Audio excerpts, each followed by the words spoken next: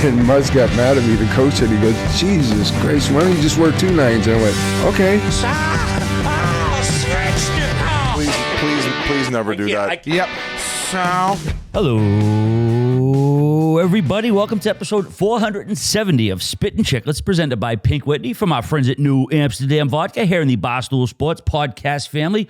What's up, everyone? We're coming to you from lovely Southern California right now, Newport Beach. The boys got a couple sandbaggers going down. We got some nice interviews coming, but let's say hi to the fellas first. Paul Biznasty Bissnet, looking good in your Leaf Forever shirt. Leaf from my list. By the way, you had one on that.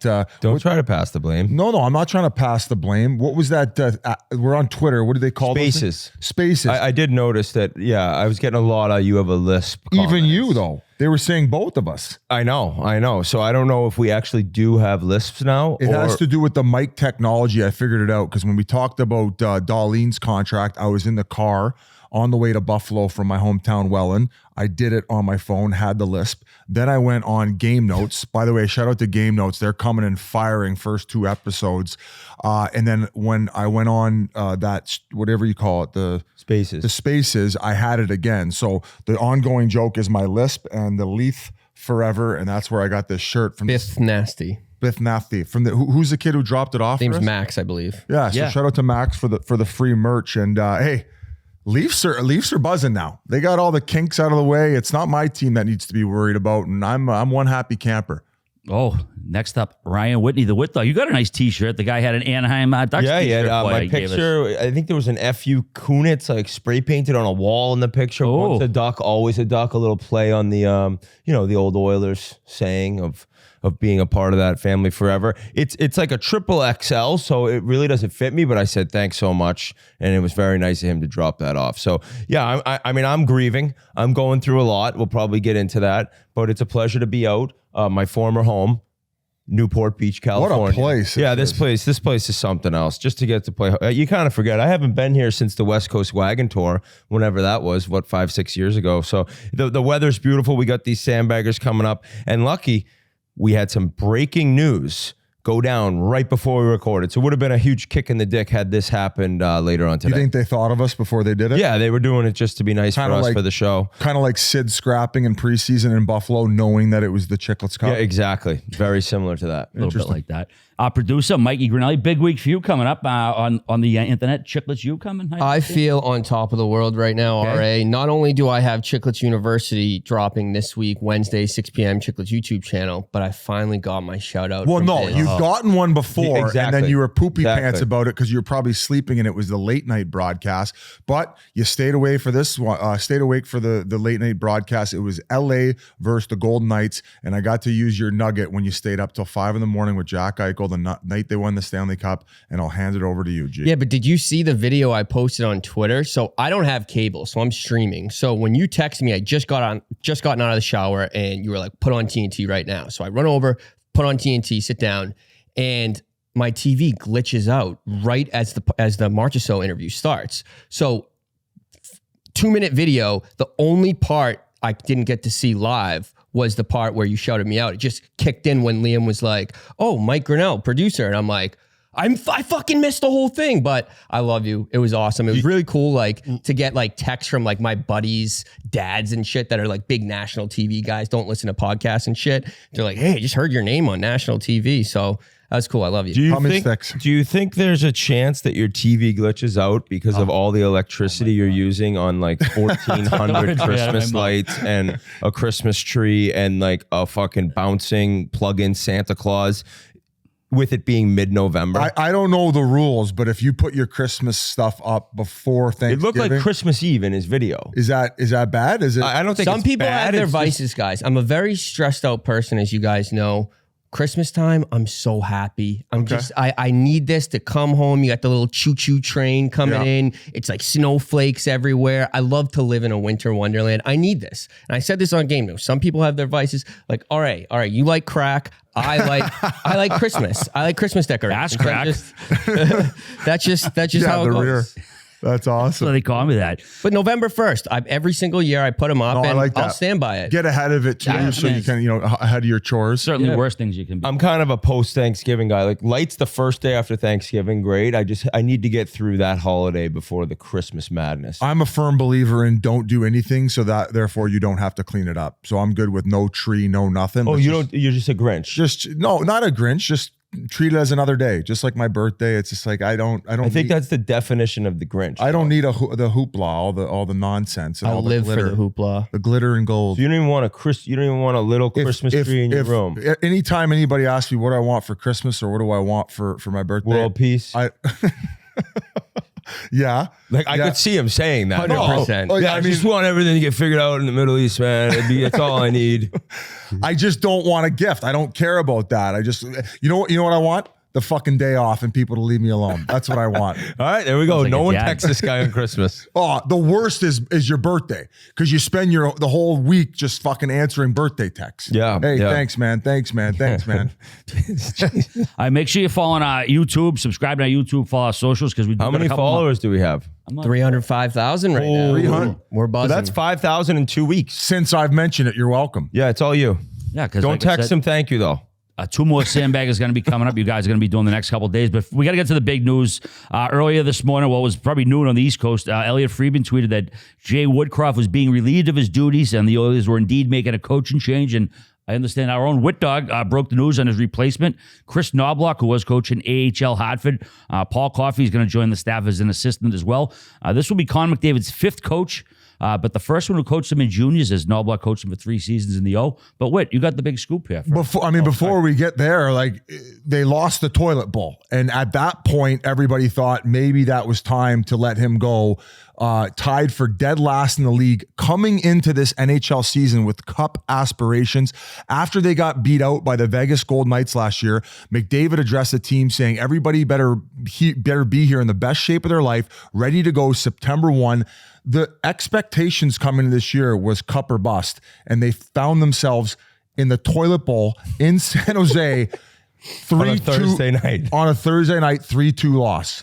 Yeah, talk about the lowest of lows. Now, a lot of people are saying that with all the aspirations and all the expectations and everything that people who root for the Oilers were expecting to happen, it was actually you in the season preview who called for Woodcroft probably being fired at one point. So you're maybe to blame for all of this because you put that out into like you put that juju out there. So maybe you knew something none of us did, but in the end, first coach fired. Actually, incredible stat. I just saw David Amber tweet. Woodcroft was hired February 10th, 2022. There's been 17 coaches hired since. Wow. The turnover in the NHL is like- astronomical. That's out of control. Over half the teams in the league have new coaches in under 2 years. Wow. Crazy. So, yeah, the toilet bowl was something else. And like, so, I had to come out last week and I've had enough. I've just had enough. And I got a lot of people that you're not a loyal fan. Yeah, no shit. I played for the team. I didn't grow up in Edmonton. I never claimed to be the most loyal fan in the world. I claimed my love for the Oilers and my passion for their fan base and how much they appreciate good hockey and what they've been through. In the end, you get beaten down enough, it's like you can't stand it anymore. And having watched the past 2 years and then having all this excitement, but knowing there's serious flaws with the team, I said, if they lose to San Jose, I'm done. Full disclosure. Never thought they'd lose. Never thought they'd lose. Said it being like, all right, well, at least I'm putting it out there. This could fire the masses up. This could get everyone going. Well, they lose. Now I'm watching that game. It was disgusting. They controlled the tempo. They had the puck most of the game. They just can't score. So I had to quit. I didn't want to quit, but I had to because I said it. And it's just so long of watching this team just flounder. And like, yes, last year and the year before were really good, but to not build on it after everyone was at camp. I talked about it nonstop. They were at camp September 1st. They were doing captain's practices before most teams had half the guys in the cities they play in. And then just to come off to that start, it was the perfect storm. But in the end, there is a true black cloud over this organization. They had the amazing run in the 80s and the early 90s or whatever. 90, when did they win the last cup? 91 already? 90. 90. Since then, there is a giant enormous gray cloud just shooting down horror and horrible weather all over the city and the team. So I don't know if they'll ever come out of it. It's the hockey gods' karma. We gave you Gretzky, we gave you Mess, we gave you all these legends and all these Stanley Cups, and now you're going to pay the toll forever. So it breaks my heart. It really does. Like, it's hard. It's like a breakup. And right now I'm like dating a little bit, right? I have some teams. I'm like, I'm being courted. I said, Just be a slut like Biz. no, I'm not going to be a whore like Biz Slutty 69. I'm going to go out and go on some dates and actually, I told my wife, I said, I'm going to see who rubs my back, who tickles my balls, who makes me a meal. And she's like, what are you talking about right now? I said, listen, so I have teams in mind. Pause. Now, if yeah, it was a little awkward. If I had known Woodcroft would be fired, and we'll get into this, is Woodcroft the problem? Exactly. I mean, I'll tell you who the problem is really is Ken Holland. Mm-hmm. Okay, now Ken Holland's gone after this year. But at this point, McDavid's old agent is the president of the Oilers. His old junior coach is the head coach. So the inmates are running the asylum a little bit. Now, the whole issue is that you need him to stay.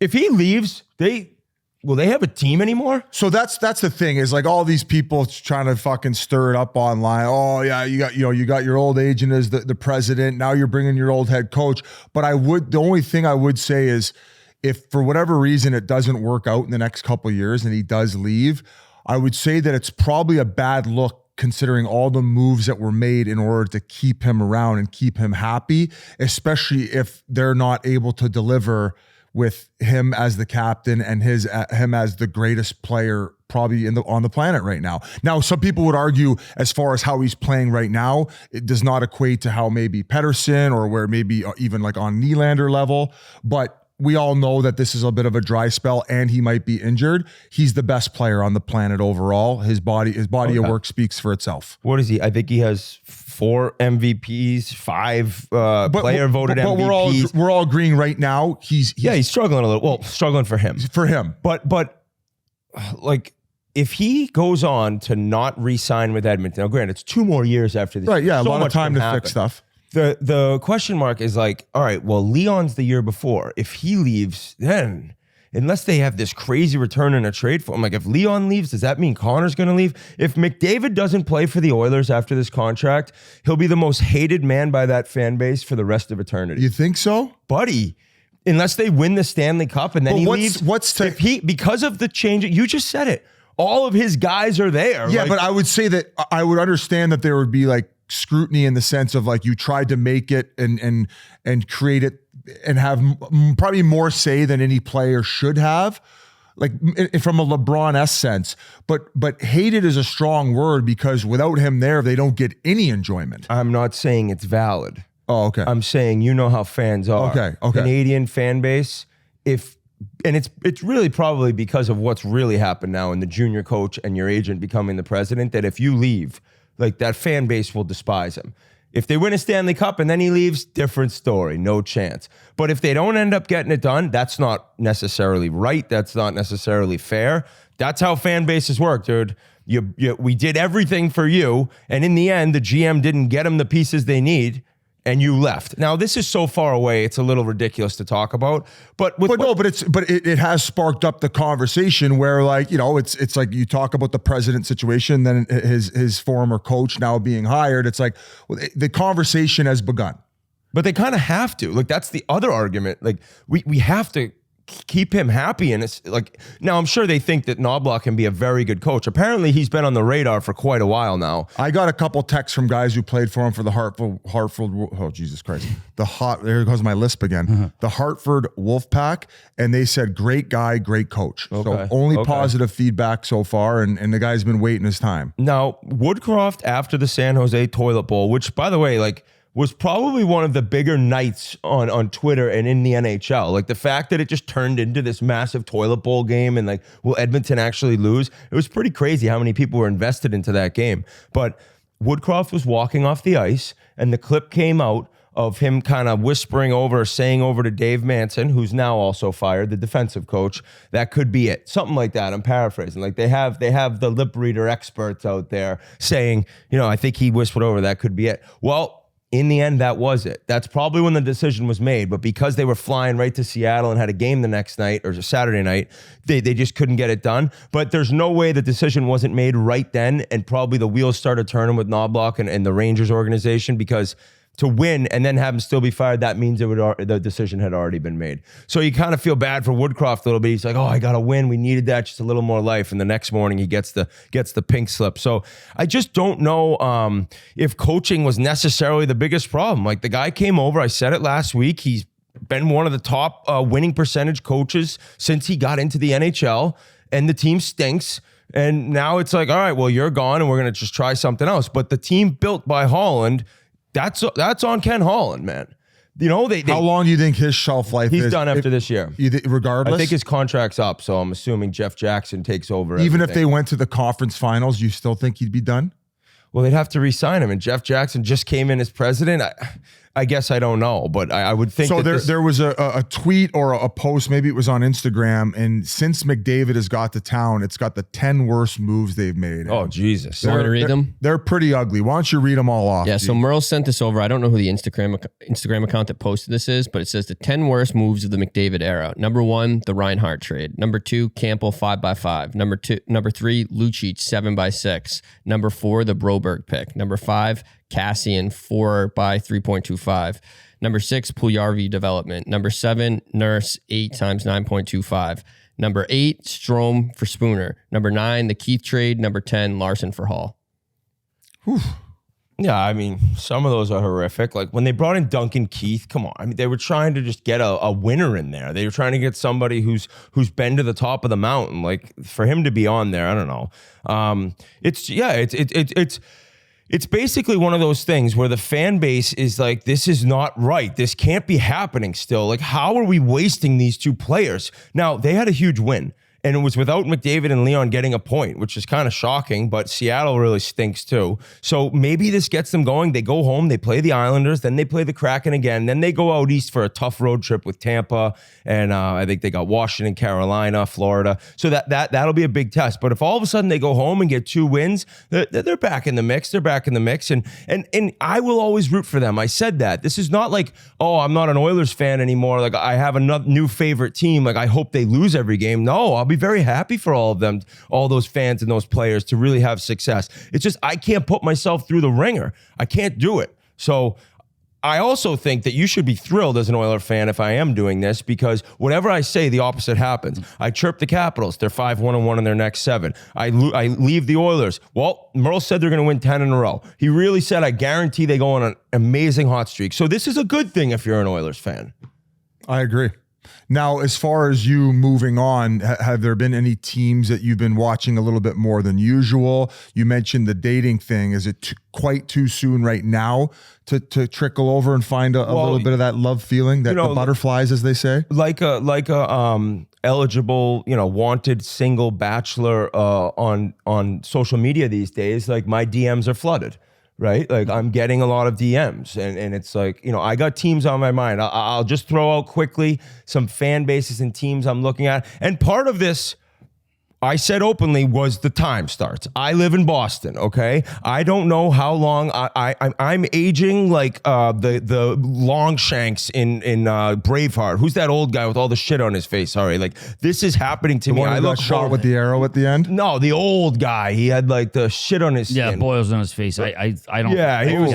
Maybe it wasn't Longshanks. No. I think it was Longshanks, but it wasn't. What was it, Sean? The Bruce's dad. Yeah, the Scottish Rebels barista's dad. the Bruce's, whatever. So the time and the lack of sleep was killing me. So I'm trying to look more east. Teams that have. So I'm gonna throw out some names. So you said nothing out west. Anaheim. No, there's a little out west, but Anaheim's on the rise, but that's just too late a start. Yeah, and it's a former team of yours, and you just got the shirt a couple days ago. No, with their bright future, I was thinking about that. I can't do the starts. I can't do it. I mean, I'm watching every game. I can't do it. Teams that I've what about Carolina? Carolina's in the mix. Detroit's in the mix. Rangers? The Rangers are not in the mix. Great hockey team, though. Biz, he's even calling them the Forrealzies now. We'll get into that in a little bit. The Rangers aren't in the mix. On behalf of the Bruins, we would welcome you with open arms. No, Too easy. No, Let's not argue doing the about Bruins. it. Here's Not a doing the wild card Bruins. for you. What about Minnesota? Minnesota's in the mix. Minnesota's in the mix. This is my, these are the DMs Detroit? I'm getting, right? We got the Wild. We got the Red Wings. We got the Blackhawks. We got the Hurricanes. We got the Sabres. We got the Sens a little bit, but I don't know if I can get into that mess after this mess I just left. So there's options. I'll be Senators dating have baggage. and I'll be happy if the Oilers do good. I will. I just won't be there every day, every night, every waking minute thinking about them. Who's the slutty team that you would want one go from? Vegas. Yeah. No, could never hop on the Stanley Cup winner. No. This is very similar to when I chose my English Premier League team, the team they call it Chelsea. They stink, so I thought they were going to be coming up. But when I was picking, I'm not going to pick the big dogs. I'm not going to pick the Man City and Liverpool and Manchester United, right? I had to go a little deeper. Unfortunately, that's gone horrific. So maybe it's me. Maybe it is me. But you grew up a Red Wings fan, though, right? I grew up a they're Red kind of Wings leading fan. the pack right now. I grew up a Red Wings fan. Yeah, they're near the top. But the whole aspect of Carolina, when I go down there and go to games, I can play golf. That's kind of interesting to me. But it won't be golf related, this pick. It's hockey and futures related. And I do love the Wings. They're right near the top. I thought the best part of the toilet bowl, RA, was Columbus. Ooh, Great Columbus city. might be- Talk to them quickly. I know you had a tough week last week with giving the shout out to the goaltenders for San Jose, and they got shelled for 10 in a row back-to-back games. But Blackwood since then has looked great. Yeah, and I bet them that night too, San Jose. I sent that to the feed. They were 100 to make 300 that night in the toilet bowl game. I had them in a parlay with Seattle. I had a nice little night on them. I mean, I said this team is the second worst team in the league. Who are they to be favored that much over anybody, regardless of the matchup? So, yeah, I made a few bucks. And, yeah, the goalies, I kind of put the whammy on them along with all the numbers last week. Hey, you know what? The one number nobody fucking caught that I fucked up, and I realized that after not one person. Wait, one that No, from the last the podcast? one that nobody, the one that nobody pointed out, I fucked up. In the intro, I said 468. I'm sorry, 468 instead of 469. No. Yeah, but who would, at this point when you're that high up. Oh, he's pointing at G. No, So yeah, who knows? I said, well, no, I had the my guy. Hey, G, missed that one, buddy. G would be the guy I would have thought might have caught that because, as a producer, I'm not pinning on him. I fucked up, but it was just interesting Okay. of all the numbers I butchered. Nobody caught that. A couple other numbers. Edmonton, 8 points back of the second wild card, 69 games left. Nice number there for you, Biz. But do they get it done or what? Do you think they get in the playoffs? I would. How many games do you think they'd have to win with the remaining schedule in order to get in? People are saying right now the cutoff is 95 points. Yes, I think that they're a team that definitely gets in. I think that they recover and they end up getting third in the division. That's really? That's my prediction. There's a lot of runway left here. A perfect time to get a new coach in. Onus is now on the players. I agreed with your assessment of bringing in that young goalie to give him a chance. Yeah, they ended up bringing up Picard, the older one. And they're basically just saying, Skinner, it's your net. Now, we didn't mention Jack Campbell. Yeah, that's tough. That sucks, man. And yeah, he's still making the same money and that's great for him. But it's obvious that the guy's, he's lost his game as of right now. And who knows what's going on with him. So you just, I went through waivers. I didn't get picked up. It's tough. You're was down. that a fake comment or quote that I read where he actually thought his game was in an okay place? Not fake. It's not. So when he got sent down, he was surprised and he thought his game was in an okay place. And maybe with a few unfortunate bounces, he thinks that, they're in a better situation. Now, I don't mind that if he thinks that and he still has that confidence going down. Now, I would imagine that, when you go down to the American League, and I think he got shelled for 4 or 5 in his first game down there. Listen, I played with Jack Campbell. I love him. He was an incredible teammate, an incredible person. I've mentioned this before on the pod. He was with the Dallas Stars organization, came over in that trade to LA, and with a guy named Dusty Emu, who was the goalie coach down in the minors, he regained his confidence in his game to the point where he was an AHL All-Star. I think he was considered for goalie of the year. I don't think he won it because Peter Budaj won it for us for the year before. But that was another guy that Dusty Emu had worked with. So I don't know if there's a way for them to get Dusty back involved with helping Jack, and or if he can go down there and reinstill and find his confidence on his own. But like I said, same goes for Woodcroft. You never want to see a guy get fired, and then you ever want to see a guy go through trials and tribulations, just like the way that Jack Campbell is, especially when you're kind of front page news in Canada. Yeah, and in fairness to him, Skinner was worse than him, but Skinner would have got claimed if they tried setting him down with his age, right? So it was more like, all right, well, we got to get rid of one of them, and Campbell being older, and they chose him, but he's probably looking at it like, well, I was better than he was, but that's not how this league works. So I feel really bad for him, and I'm rooting for him, and I hope he finds his game down there and is able to come back up. So that would be ideal for him and his career. At least he's making the same dough though, or more. Also, Reed Wilkins, Edmonton reporter, he said the Oilers might be kicking the tires on Jordan Binnington. He would have to approve any trade. He's got a no-trade clause for this season. It becomes a modified no-trade clause next season, but that doesn't help Edmonton right now. He's got 3 years left at $6 million. But who's Edmonton going to trade with? So here's the problem now for Edmonton. They're all in. They're as all in as they'll ever be, right? There's no waiting at this point. Like, you got to get into the playoffs this year. Get in and you never know. So they're going to have to make moves. Well, to bring in somebody like that, or anyone really with a decent sized contract, you're going to have to move out Campbell. Okay. Well, then you're talking, you got to move out Campbell with a first round pick or another play. Like, you're going to be paying people to get rid of Campbell with future assets and stuff. And now I guess you do have to just look like, well, draft picks don't matter if we got to win now, but they could really fuck themselves if they end up making a deal and include a lot of draft picks and younger players just to get certain guys off the books to get other people in. Because then if it doesn't work out, well, then you're screwed for the future as well. I was going to ask you this. So sometimes you have to make a hard decision in this league. If you could take one other player on the roster to trade in order to get value back in an area that you think Edmonton seriously needs to address, who is it? I would imagine like Darnell Nurse, like there's no way you're moving that contract. And I think that, you know, when things even out, even if he is a little bit overpaid, you still need reputable D-men back there and guys who can play. So him outside of the equation, what player in that lineup could you see them parting ways with in order to make a big trade in order to shake things up? Ryan Nugent-Hopkins. Hell of a player. Last year was incredible. Awesome on the power play. He could be a really solid player for a Stanley Cup contender too. But when I look at their team, he's expendable to me a little bit if you're getting help on D or if you're getting a goalie. Because on D, I look at Nurse, you ain't moving the deal. If you could ever move the deal, you look into it, you can't. You'd have to end up eating money. It's just like, he is what he is. He's not nearly as bad as people think. He's overpaid. If he was making $6.2 million, nobody would complain. That's my opinion. Ekholm, you ain't getting rid of him. And I really like Bouchard. I think Bouchard, tough start to the year. He's going to be a very good NHL player for a long time.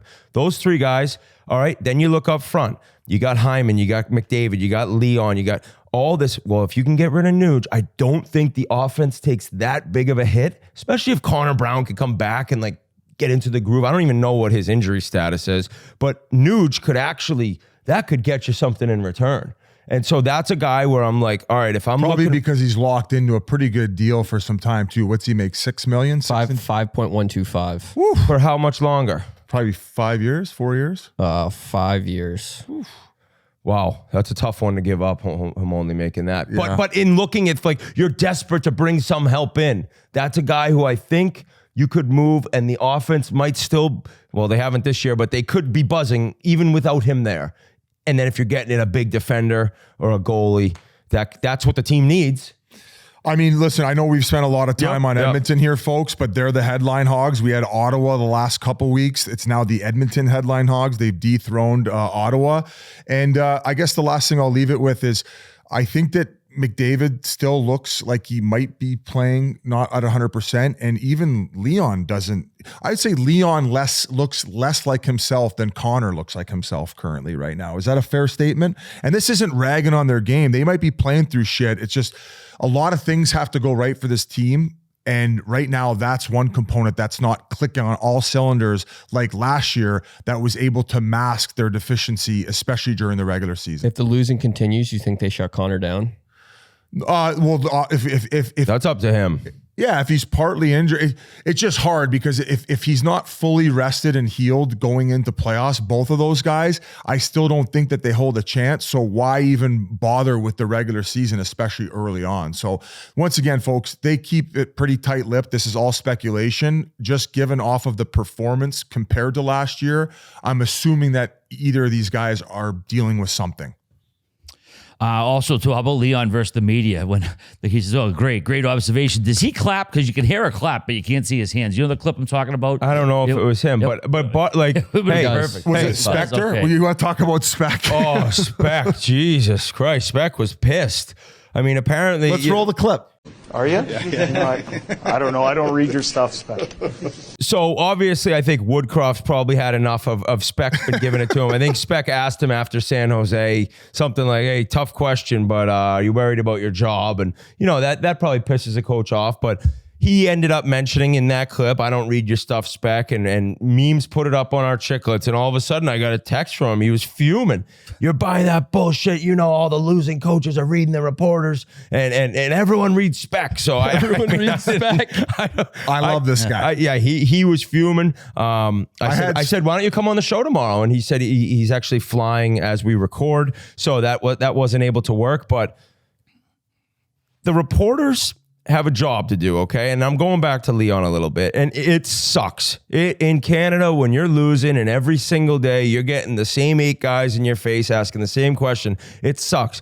But he's so disgusted quite often. It's like, I don't know, buddy, like, what do you think's going to work better? Just trying to put on a good face and answer him? And I know it was a pretty stupid, like, it wasn't even a question, I think. That's why he said, like, good statement or whatever. But it's only going to get worse because you start treating these reporters like that more often than not, they'll turn their ass on you quick. Yep. And then it's really hell. Yeah. But I think Leon probably looks at it like, I'm going to light it up at some point, and then I'm not going to have to answer to this bullshit. So players that confident and in their abilities probably look at it like, just get out of my face. But it can end up being absolutely miserable if you get on the wrong side of those guys. That's just how it works. You got Spec asking you questions during this losing streak, and then on the same week, I drop a cologne without you. That's a tough week for Leon. Road de Pine. That could have been you, Leon. That could have been us, buddy. Before we go any further, Pink Whitney time.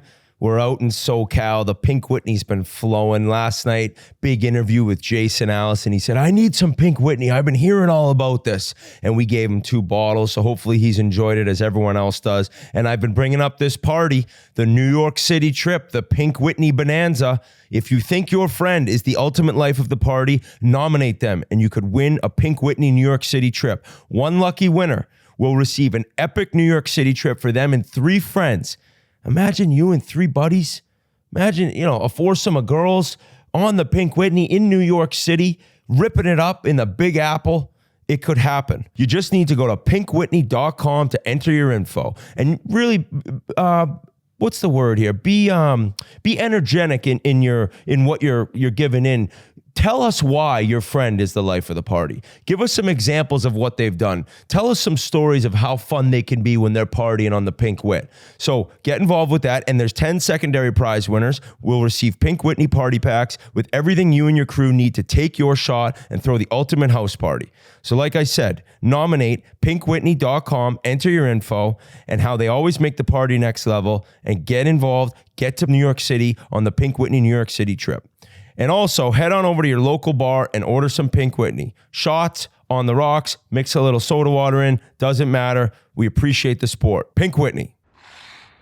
A guy Woodcroft was arguing with a couple weeks ago, your boy Talk, man. He's got the Canucks playing big time. Rattled off 5 wins in a row before Toronto cooled them off Saturday night. 10-3-1. They got 21 points. One of 4 teams with double-digit wins. Only 2 teams have more points than the Canucks right now. Elias Pettersson, Whit, I believe you said if they're playing good, he'd be an MVP candidate.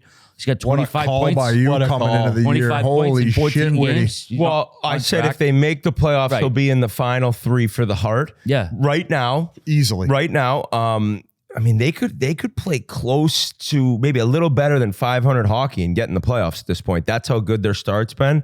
I just love the clip I saw the other day. Talk was talking about Pettersson and mentioned that he actually went into his office after a game last week and said, "I need to apologize to you for my game tonight." After a win.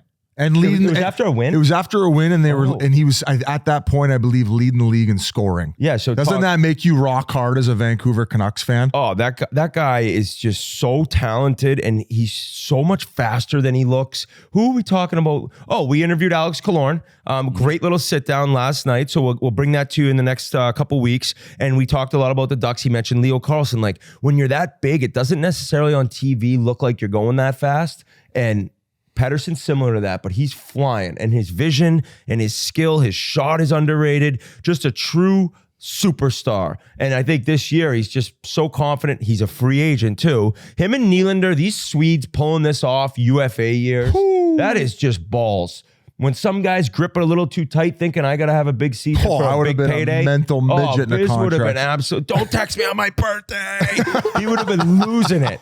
But Pettersson right now. So they have MVP candidate early on. They have a Norris Trophy candidate. Oh my God, Quinn Hughes. That guy is so fun to watch. Oh. And then they got Demko, who's a Vezina Trophy candidate. When you have three players like that at three different positions, it's the same Robertson, Heiskanen, Ottinger argument for why Dallas is so good. Although, I don't know, what's Robertson up to? What's his numbers? But the Vancouver Canucks are a fun team to watch.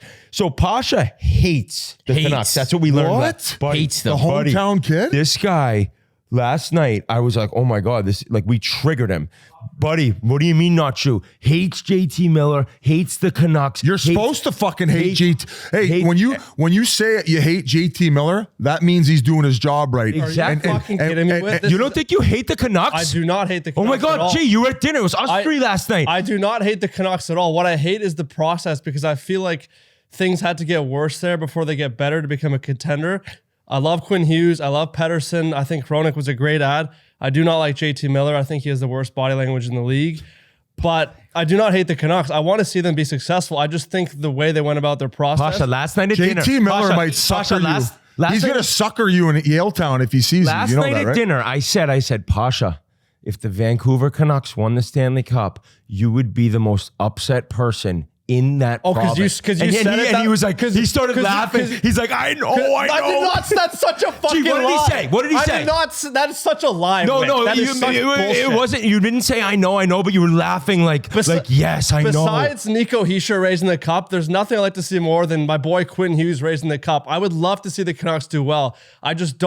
I don't think they're as good as they're playing right now, and I don't think they're a cup contender. That's a good argument. Numbers. To get into this Because the underlying, he's actually, so right now the Canucks shooting. What you're supposed to say is Pasha's an analytic nerd. He's an analytic genius. Some people may call him an analytic genius. Nerd. The Vancouver, this is actually the thing that really gets Edmonton Oilers fans going in terms of positivity. Right now, the Canucks, if you add up shooting percentage and save percentage, are running away with number one. Like, they are at crazy highs on both. Regression to the mean is obvious. At the same time, the Oilers are 32nd. So it's like when things are going that good or that bad. You're basically describing puck luck. Now, what is the shooting percentage for the Vancouver Canucks right now? I have no idea, but I know it's the highest in the league. Their PDO is first in the league by a mile, which basically says there's going to be a big regression. So listen, the Canucks are better than I thought. They're going to make playoffs, which I did not think was going to happen. But by no means do I hate them, so don't fucking slander that, throw me under the bus. I'm not a fan of JT Miller, I will admit that, but love Hughes, love Pettersson, Hronek's a great ad. Demko is one of the best goalies in the league. I hope to see them win the cup. I just don't think it's going to happen. I guess I could somewhat agree with you on the body language from JT Miller, but some guys have to play like that in order to try to get themselves going for 80 and on an 82 game schedule. I'm not saying sometimes you have to fake it, but when you have to play that role, the piece of shit out there, it's hard to do for a full 82 games. And I think he's that angry out there usually. Which is fair, but sometimes you kind of have to fake it till you make it, because you can only get your fucking nervous system firing so many games to legit hate and want to punish the guy you're playing across. Some nights you maybe want a little bit easier because the body's not feeling so good. But through the first, 14, 15 games that he's played this year, he's he's turned into a Ryan Kessler. He's turned into one of the biggest piece of shits to play against. And if all you negatively have to say about him is that you don't like his body language, that's not, I think that's a good thing coming from a hater. 21 points in 14 games. That's not all I have to For say about JT him. Miller. Yeah. And on top of that, he's shutting down other teams' top lines. Like, go back to the Edmonton game. And by the way, they've beat Edmonton 3 times now this year. And he has put an absolute guillotine on Connor McDavid, to the point where last game, Connor McDavid got frustrated where he was ready to fucking, didn't he lose his cool on him? He is he is overrated. He is not that efficient 5-on-5. He's slow. He's a power play merchant. He's unreal in the power play. Hell of a shot. But he gets all of his points in the power play. That year he had 99 points. Half of them were secondary power play assists. Is he a solid player? Sure. I'm just not a fan, and he's not as good as people think he is. 5-on-5, he's not very good. Wow. I'll tell you, chirping secondary assists with me in the room is a shot across the bow. And I take that personally. Same here. Because they count the same. think I ever had a They count the same. I love secondary I never assists. had one primary assist That's my why I whole hate career. Europe so much. It's impossible to get them. Yeah. Don't you be coming at secondary assists with me in the room, please. That's all I have to say. Don't be suing me for Canucks fans. I live in that city. I don't want to get I know, that's suckered. why you're worried. I don't want to get suckered walking in the streets. I would love to see Hughes and the Canucks win the cup. I just don't think it's happening right now. So, I mean, just to go through the whole lineup, I mean, Demko was a question mark coming in, given with the injuries last year. He's been stellar. I would say that he's probably top 5 for Vezina right now. Quinn Hughes has to be in the top 3. No, he's number 1 by a mile. Number 1 ahead of Cale Makar, yeah. just from a point production standpoint and dominance. And I know Posh is the analytical guy. Like, every single number, forget just the points. Quinn Hughes is like the most dominant player in the league right now. So he would be running away with the Norris if the season ended November 15th. But hey, other guy in Vancouver, and I don't know what ended up happening in Toronto. I think they couldn't afford him. Oh, Mikheyev. That Mikheyev, He's man, nasty. is so quick. So fast. And he had the ACL, so I think, was that last year or the year before? Like, I know he was coming back from injury, but he's got his game going. So they have like defensive players, Kuzmenko. What I enjoy most is they're fun to watch. They're bringing it offensively. They got a great power play, so it's good for Talkett. And he was chirping Woodcroft from the bench the other night too when they played. I think they caught him calling him a little baby when he was whining for the ref. I think that was a clip that was cut ensuing that he was saying that when they were bitching about the fact that they were putting out their PP1 when they were spanking them late in the game, and they ended up scoring on that power play as well. So that's what I think that Woodcroft was poopy pants about. But sometimes when they cut those clips, you never know at what point in the game it was being used. So, but we talked about this also before the season started, boys, was that coaching staff they brought in. Rick Tocchet, they have Adam Foote, Mike Adam Yo, Foote. Gonchar. Sergei Gonchar. The Sedin boys are helping out with power play and working with guys one-on-one. So collectively as a group, they have everybody bought in. And we all know if you have a great core and everybody's firing all cylinders, that doesn't necessarily mean everything. It's the other role players that they have bought in as well who have seemed to have stepped up and are having way better years, especially than last year. Like you mentioned the defenseman Tyler Myers. Yep. He looks way better. Sosi from Seattle looks incredible. And just really, I mean, Brock Besser coming in, I think it's his contract year too. He's off to a hot start. So really everybody's going. And I think after the initial 7-8 games, everyone's like, whoa, pump the brakes here. It's still early. I think the sample size is large enough for the Vancouver Canucks. They're for real. They're going to make playoffs and they could end up doing some damage. So my original philosophy was exactly like Pasha's. I thought they were pushing the chips in too early and they were ruining this rebuild, but they're in win now mode and I respect it. Wait, when we were at dinner last night, Whit went around the table and said, who is your Stanley Cup winner pick right now? And when you went to RA, you said the Vancouver Canucks. Yeah, I definitely did. Yeah. I don't know. It was a spur of the did I? moment thing. Yeah, no, I definitely remember saying it. But I mean, we talked about Vezina, Norris, and Hart, but we also got to talk Jack Adams for your boy Talk too, man. He's I up think there. he was 20-1 odds going into the beginning of the year. He's so, my leader in the clubhouse. I mean, what as we he's done with speak. that team. I mean, they didn't make that team over. They just brought a new coach in, and he's getting the same. He's getting this out of what previous coaches. I would ask you guys this: what other team has surprised you more than the Vancouver Canucks? And I would say nobody so far for me. Bruins. I would say, okay, the Bruins, but the Bruins already had established a winning culture. And Yeah, we knew that they that's would fair. be fine despite losing their 2 first centermen. boys. I didn't know Because they'd it's be all about fine. the culture. I mean, what's happened to New Jersey all of a sudden since they've lost their top 2 centers? They don't know what to fucking do. They don't have a pot to piss in. They're lost out there. I would say your boys, the Desert Dogs biz, Arizona Coyotes. I mean, they're in a playoff position still. We're a couple weeks in the season, so I think they're a pretty big surprise. There's too. another one for you. Not just a polishing up. Another team doing good. The Rangers. They've been the hottest team in the East. Points in 9 straight games, 8 of which were wins. Only the Bees have more points in the East, and they've done it well with the number 1 goalie. Shesterkin's been dinged up a little bit, and the number 1 D-man, Adam Fox, he's been hurt as well. 10-2-1, 21 points, has him 3 points ahead of Carolina with 2 games in hand. They are playing today, Sunday, which we are recording on Sunday. First season since 89-90 that the Rangers have had 3 goaltenders record wins in the team's first 13 games. Unusual that happens. How about Johnny Quick, though? I know we mentioned him before. 3-0-1, 9.35 save percentage, 1.77 goals against with a shutout. And the breadman, Terry Panarin, on fire all season. 22 points in 13 games, tied for 3rd NHL points. He's got 10 more points than the next guy in the team, Chris Kreider. So they probably got a little more scoring from the depth. But what's your take on the Rangers thus far? I first want to go to Biz, and he wouldn't give up. They're Fugazis, and then I tune into TNT, and all of a sudden they're the Forrealzies. Like, there's a lot of flip flopping on this team for you, and I don't really understand it. Well, I mean, I think that they've had an incredible start, and then they lose 2 of their best players, and they continue to win. I think Laviolette's done an awesome job. Now, if you go back to the numbers, a lot of still giving up east to west, high danger scoring chances, in which Shesterkin has put a Band-Aid on early in this year. We knew that was going to happen. It always happens. The guy's probably, as we speak right now, outside of another handful of guys, he's the best goalie in the world, right? Can we all agree on that? The number one thing that sticks out, and when they were playing shitty defensively, but yet still winning games, Laviolette called them out. He called them out before that game. They ended up having on TNT. I think they played Detroit. Detroit didn't have a great effort, but they cleaned things up without Fox in the lineup and without Shesterkin. And they end up Hedo's out. And Hedel as well. So they end up collecting those 2 points. So it's always nice to already have that confidence in winning when your coach can call you out to say, hey, clean things up. And if they do, they look very dangerous. For a team not to be rattled when a majority of your offense from the back end is created by 1 player, and then he's taken out of the lineups, and you don't look any different, and you're able to keep winning.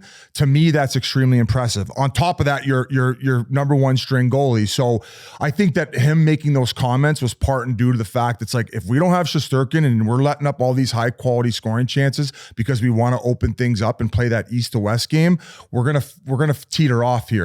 But he got ahead of it, and overall, the team just looks raring to go. We talked about how good their back end was. There's a lot of guys there that maybe not the biggest names, but they can get the job done, and it's looked pretty impressive so far, Whitty. Yeah, Kreider deserves a ton of respect. I mean, he had the 50-goal season, then he kind of dropped down, still got 36 last year. He's already got 9 in 13 games. Like, he is just a power forward, man. When you're playing with a guy like that, whether you're a defenseman or on his line, you just know he's going to the net hard. You know he's going to get sticks on everything. He's a monster. The guy's strong as an ox. He's fast as hell. So it's like, that's a player who every night Laviolette knows what he's getting. That is so valuable to a team when every night you're like, I'm not worried about his effort tonight. I'm not worried about his decision making. He's just going to be in front of the net, forechecking his dick off. Now, also, Gustafsson coming over. He was sick for the Capitals last year. Toronto brought him over. Were they scratching him in the playoffs, or was he hurt? They had like 7 or 8 D going. I think that at one point he was a scratch. He played 2 games, and he only played 2 of there was a revolving 11 door games. with the D-man. He looks great. Yeah, he does. And I think that's a huge guy with Fox out to be able to pick up offensively a little bit, because like he's got 9 points in 13 games this year for the Rangers. So like that's a pretty good move by them. Surprisingly, this is without Wheeler doing a ton. This is without Kakko doing anything. Kakko might be, as Posh is the biggest Kakko hater. He's like, I don't know if this guy has it. But bright side, Lafreniere's looked good. right? He's playing more minutes. He's playing on a top line. He's getting chances. He's like, all right, that's the guy. Remember we talked about both of them needing to step up? Well, one of them has. And the team's got enough with Panarin lighting it up and with the goaltending they're getting. They're for realsies. Like, I don't think you're able to go back again and call them fugazis, but you will. What do you mean? They flip-flop like crazy. It's just They inconsistency. don't really flip-flop, though. What are you talking about? Last year they were good, and then they lost in the first round where they didn't look great, and then this year they're good. Like, there's not much flip-flopping. They do flip-flop because if, from my understanding, last year in playoffs, as a series wore on against New Jersey, their power play stopped working. What do you think's working right now? They have a top 5 power play in the league, and that's taking a lot of stress off the fact that they're giving up all these high quality danger chances and that they're giving up some goals. Their power play saving them some nights. You just mentioned Kreider. How many of those goals are net front tip-ins on the power play? So good for them that their high-end talent's going and everything's working good and their defense are kicking regardless of the injuries that they have. Right now, they're the Forrealzies. This thing can change on a fucking dime, guys. Come on now. We know these guys. It's the Jekyll and Hyde show. I'm going to give Who's more likely to win I'm the going to Stanley give Cup? credit where it's due, and then all I do is get shit on for it. Hey, at least I'm not jumping off the fucking Leafs bandwagon, buddy. You have 15 teams, bro. You don't even have to I jump got off 4 a bandwagon. fucking teams. Hold on. Who's more likely to win the Stanley Cup, the Leafs or the Rangers? The Leafs. Oh, my God, Come playoff buddy. time, buddy? That's crazy to What do me. you mean it's crazy? Want to make a bet? Sure. All Who right. goes deeper? I think, yeah. Do it. Sure, we could think of one. Think about a good one. All right. But I got the Leafs.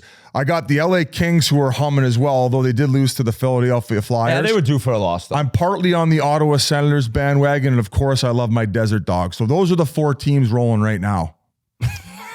We had a couple of trades too. Well, actually, Minnesota made 2 trades. They've been struggling. 5-7-2 out of the gate. Haven't come out like gangbusters. 3 points back of the second wild card. So they obtained 33-year-old defenseman Zach Bogosian from Tampa. They give up a 7th in 2025. He's in the last year of a 3-year deal. 850 Culture average. move. 850K. Can't believe he's only 32. And Been around forever. Played for Atlanta. Yeah. Yeah. And then they sent defenseman Kalen Addison to San Jose for a forward, Adam Raska, who was sent down to the minor league team in a 5th rounder in 26. I mean, Minnesota right now, 17.3 power play is 20th in the league. Their penalty killing is atrocious, 68.2%, 31st in the league. How much is this trade going to help them, if at all, Whit? I mean, Bogosian should toughen them up in the back end, but they seem to have bigger problems than just that. Yeah, and I have a hard time being hard on the Wild. They have $14.5 million to Ryan Suter and Zach Parise. So, like, the fact that Guerin's even made them a good team with that much cap space being eaten up by guys on other teams or not even in, like, playing for them, that's pretty impressive to me. I look at the Wild, like, just to get through this cap hell, that's like the goal, and then they run, and then the cap's going up. So I'm more looking to the Wild for the next few years. I do understand fan bases, they want to get stuff going. They've been super inconsistent. I mean, the coach hasn't been happy with like the basically overall consistency, right? They play great one game, the next game they look brutal. So I think to get Bogosian in there, it's not necessarily something that he's not going to play 20 minutes a night, but being a champion and being in the room and having played in the league that long, that's like a Billy Guerin type move. Like, we just need a little bit better, not saying their culture's bad, but like just a little more veteran help in here for the room. It's a Luke Shen type pickup. Yeah, and like, I'm so happy for Pat Maroon. He's looked awesome there. Everyone keeps counting him out. He continues to, like, he's producing too, and he's doing a great job. I just think that they have, without that $14.5 million, you could have some solid players playing for you with that much dough. So, like, it's just, to me, like, this isn't the time for the Wild yet.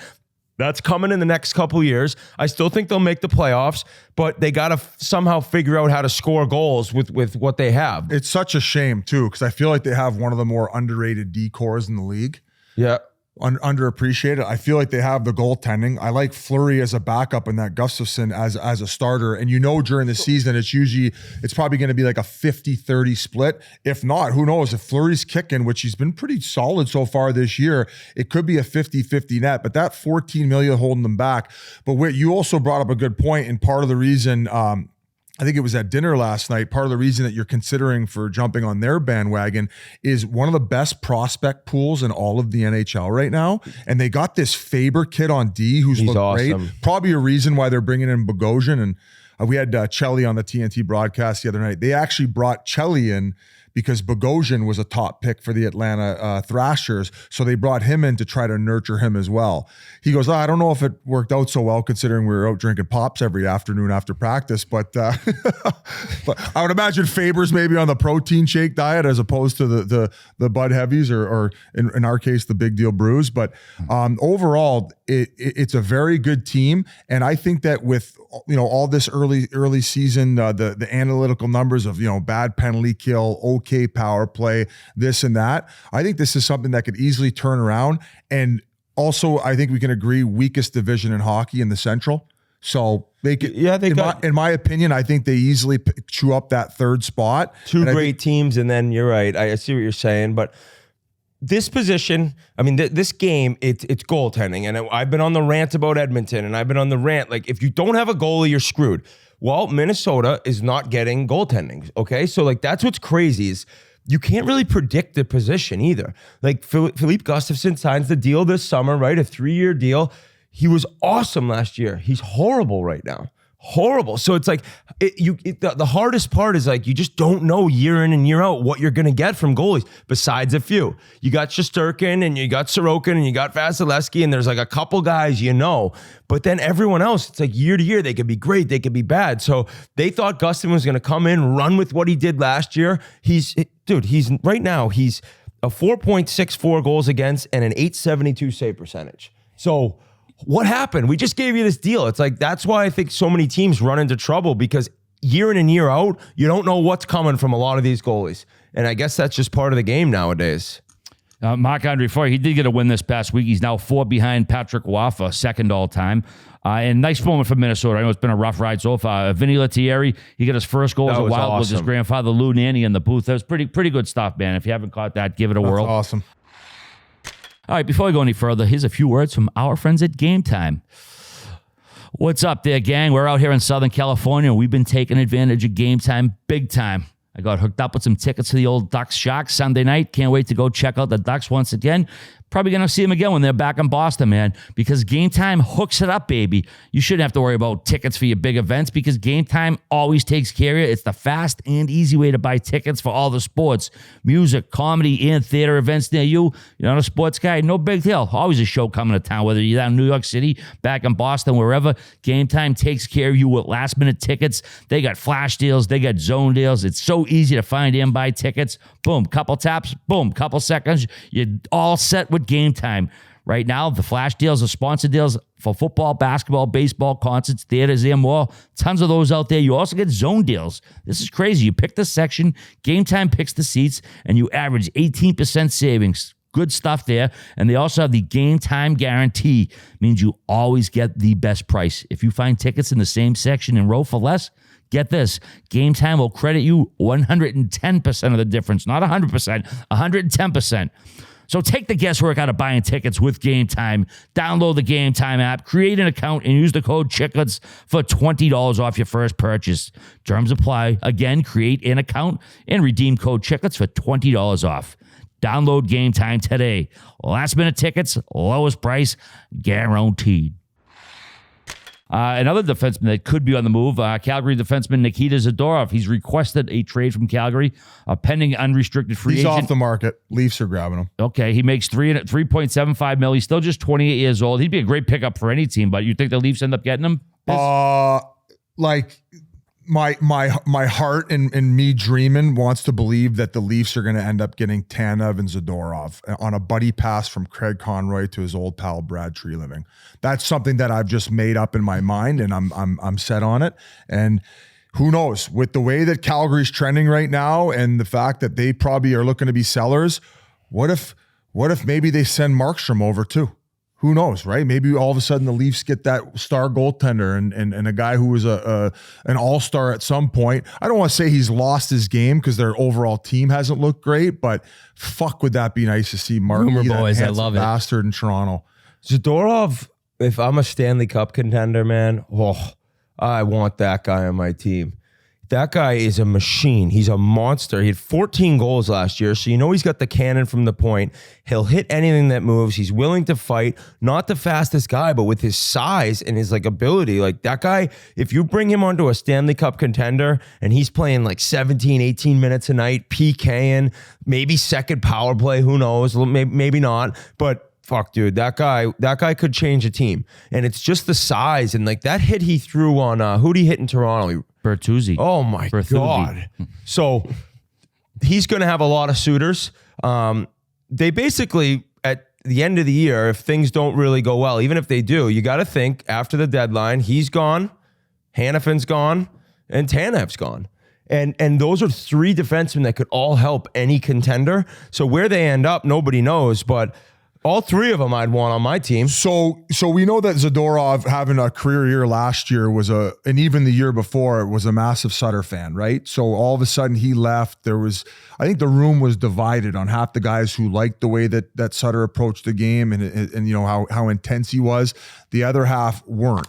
This year he ends up coming out and calling out the team saying, Sutter's not here anymore. What are you guys going to bitch about now? Now he's requested a trade. How does that impact the locker room? How do you feel like him having to go back in there and a guy, and not that I take anything away from him in his game, but of that stature, he's a fifth, sixth defenseman, in my opinion, on a Stanley Cup winning team, right? Yep. What do you make of a guy like that going in saying, I want to trade, and his teammates are made aware of it? Now he has to go in the locker room and the Flames aren't just going to get rid of him for nothing. They're going to have to sit there and see what type of propositions are going to get coming their way because he does add value. If he's there for another month, 2 months, all the way even maybe close up to the deadline, how uncomfortable is that for the whole team, no? Yeah, that's a great question. I was just trying to think if I was ever on a team where a guy requested a trade, and nothing's popped into mind. I don't think Penner ever did in Edmonton. His name was just always out there. Same with Hemsky. I don't know, man. When in the end, it comes down to guys show up to the rink and they have to do their job. And it's once you start worrying about other people, that's your place suffers. You're all of a sudden you're dropping down the lineup. So when you get on when you get on the ice and maybe if you disagree with Zadorov and you're pissed off that he wanted to get traded, and you see him open, it's you're not going to pass it to him, right? So I don't know within the team and the culture in the room what it does, but the game starts and nothing's changing. You're playing your dick off. You're making the right play. You're backing up guys. You're defending your teammates. So I don't think it does that much. Now there could be a guy who's bummed out about it or pissed off, but my sense would be it's all right, well, he doesn't want to be here, but he's in the lineup for us. It's hockey. So that part of the business is weird. I just don't remember ever being a part of a trade request and then the guy still being around for a while because there's some awkwardness to it, but it's not going to change that much. In the same breath, his cap hit is not that high, and he's clearly a guy that would add value to a Stanley Cup team. So do you think that this hurts the return for the Calgary Flames or improves it because now more teams are interested and aware of what's going on?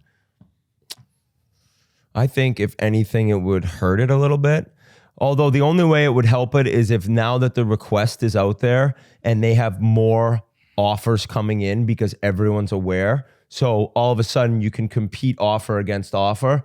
Hey, listen, I got 7 teams calling. You're not even close right now. And maybe that there is more teams involved because they're all well aware. Although when I think GM start shopping guys, even if he hadn't made the request public, they're calling every team or sending a memo out. Hey, how do they do that? They send a fax or something? I think someone said there's a GM text chain, and that they just fuck. What I love to get at it on the GM. Oh, text imagine chain. You on there. Do anyone want a new cologne? I got some t-shirts in my trunk if you guys are interested.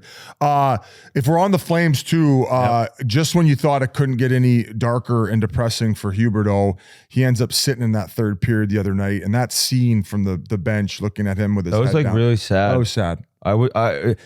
And you said it first to me on a text, but you start wondering about mental health and this guy has not played well since he came over to the Flames. I think his heart was in Florida. I think he loved being there. It was probably crushing to get traded. Well, it was crushing. We knew that. And then maybe looking back now, he rushed into signing, right? He signed pretty quick. He signed right after the deal as opposed to being there, playing the year out. How do you turn down $80 million though? So that's the can't. thing. Like, I'm getting offered $80 million. What if I got hurt this year? There's a lot of question marks. But now to see a guy like that who isn't in sunny Florida, who's in a hockey market in Canada, who's playing like shit, he's a shell of himself, and then the head down on the bench, you're like, man, I wonder how this guy's doing mentally, because this is not easy. And there are people out there furious at me right now. He's making $10.5 million. Fuck you. I understand that, and I understand people who don't feel bad for him, but I was in his shoes. Woody Harrelson meme. I was in his what's that one? The one where he's crying with the money. I usually say it every podcast now. Yeah, okay, so that's your thing. That's like when you sing "I Will Remember You" every third pod. I do feel, I can't help but feel bad for him, and I was 1/500th of the player he was, but I was making good money and living in Canada playing like shit. It wears you down, man. I told the story once when at the lowest of my lows in Edmonton, my dad came to visit, and I was actually living at Jason Strudwick's house, and he wasn't there. Like his family, I think he was still playing in Europe or something, but I lived there, and my dad came over, and he's like, "Rah, you used to be such a happy kid. You loved the game, and like you're just not yourself. You're like so upset and depressed." And I remember breaking down. I said, I can't play anymore. I like, all these fans hate me. That's where I understand fans not wanting to hear it, but like, they're humans too. And this guy is making a ton of money, and he's catching heat from all over the league, and it wears you down. And the thing is, when you get benched, you try to sit there and you try to sit on the bench and let's go, boys. Great shift. But like, it hit him that night, man. The head down thing, that's tough to see, because like, he's probably close to breaking down right there on the bench. So you just feel bad for a guy. I hope for his sake he can figure it out. I don't know if he'll ever be that player again, though. It's the foot speed. Although Kadri's not the fastest player in the world, and he's really picked up his game. So let's hope he can figure it out and find something. But as of right now, that looks like a disaster of a signing. Yeah, I mean, in Calgary, there's no player on that team that has double-digit points. Mangiapane leads right now, 4 goals, 4 assists for 8 points, actually tied with Lindholm. I mean, that's pretty pathetic. And Lindholm's a UFA. Yeah, it's pretty pathetic just for a team. And as far as Huber, though, yeah, he was benched for the third period versus the Preds Tuesday. 14-24 his time of ice. His last benching in the third period way back in 2019 in a Florida 5-1 loss to Pittsburgh. He had 19:07 next game, but he was back down to 13-28 in Saturday's loss in Ottawa. He's got 7 points, 14 games. Like you said, first year of an 8-year, $84 million deal. He's got a no-move clause for the first 6. So I don't know. I mean, I don't know if he's going to be wanting to go anywhere. I mean, he could never. Teams are going to be, they're not going to be beating down the door to get him. Probably the worst spot to be in for an organization, or especially a fan.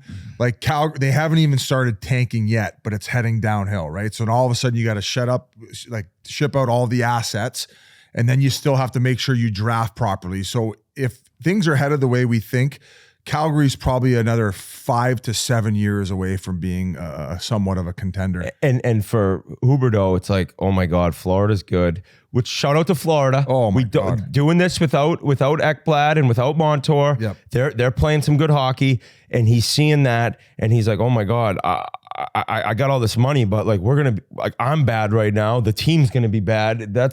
It's a tough spot, man. He should pull off the Alex McGillney and just live in Florida and come back for games in Calgary. Alex McGillney was playing in Albany with the River Rats. And I think, so he walks in the coach's office and he says, how much is the fine for missing practice? And I think the coach's like, oh, $250. So he came back with a check written for all the practices for the rest of the season and just slapped it on the coach's desk, said, yeah, I'll be in New York with my family. I'll show up for games. Yep, so. Biz, you're talking about your Leafs, 8-5-2, 18 points, tied for second in the Atlantic. They beat Vancouver 5-2 Saturday night, third win in 4 games.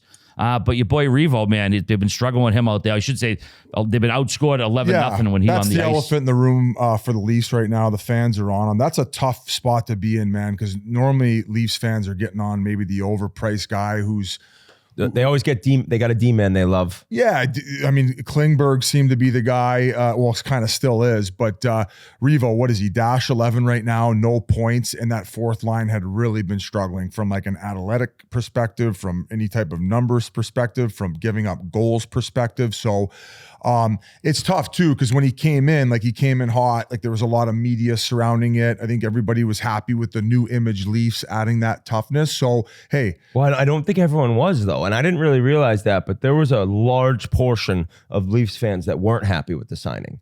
I would say overall, like a strong percentage of the fan base was happy with the new look Leafs adding Domi, Bertuzzi, and Reeves, especially from the Domi and Reeves perspective, or Domi Bertuzzi's perspective, where it didn't seem like that much of a future investment, right? Like Revo's got 3 years on his deal, 2 years left after this one, where keep in mind, it's $1.5 million. He can go back and find his game. If I'm him, I chill out with the social media and all the fun stuff. Like he did the pop out of the garbage for Halloween. I would probably avoid doing all that type of stuff. Because I know when like I wasn't playing good in Arizona, sometimes they would still pepper me to ask me to do stuff like that. And I'm like, listen, I just can't put the clown suit on right now. Like I'm struggling and wins matter. And I don't really feel like reading online underneath the comment section of us having fun. Like worry about your fucking team and winning some games, right? So, but aside from that, the Leafs last week, the issue was the overall team defense, and Keefe addressed it in the post-game press conference, saying, "You guys love to praise all this offense and the high fly scoring, but like, look at us, we're in fucking shambles as far as a defensive structure mode." Now, some people might say, "Well, you're the fucking coach, fix it," but this is in some cases a personnel problem with, maybe the lack of depth on D, them having to go out and sign a guy like Klingberg where he's a liability in his own end. We knew that coming in, but it's not even just the fact that he's not good defensively, it's the effort that he's showing defensively.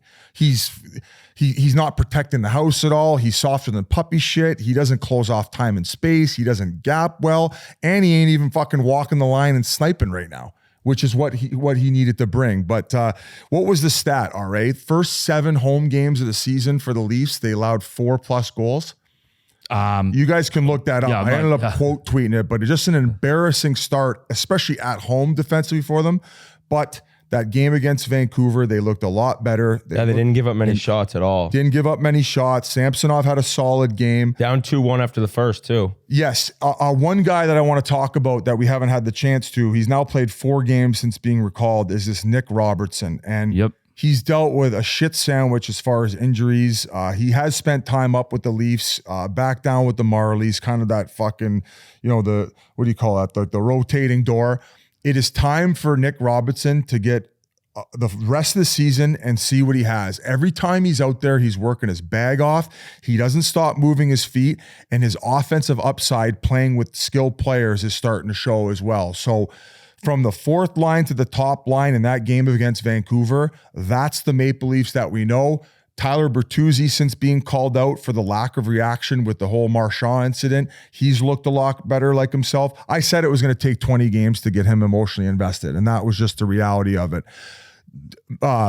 Max Domi, he ends up going after his buddy, Luke Schenn, in that game in Vancouver. Like, that to me is the Max Domi that the Toronto Maple Leafs need. When he's playing like a little ball of hate, that's when he's at his best. That's the sandpaper that we were promised in the offseason that was being brought in with him, Bertuzzi, and Reeves. So more of what we saw against Vancouver. The Schenn is signing in Toronto. There's going to be no coach getting fired. There's going to be no players being fucking traded.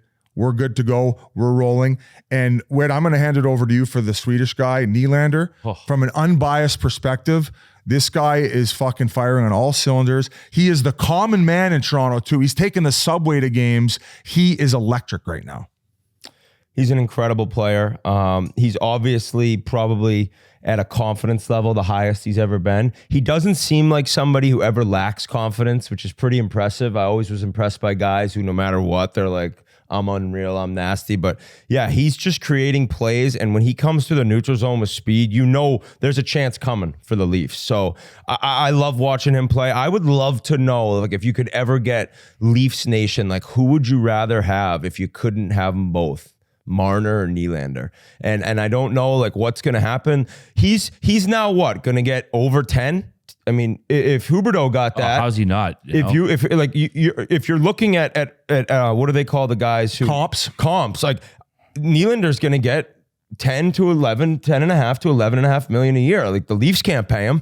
So it's like, can they end up making a move? I think Marner has a no move clause. What did Aho get? 10.5? 9.5.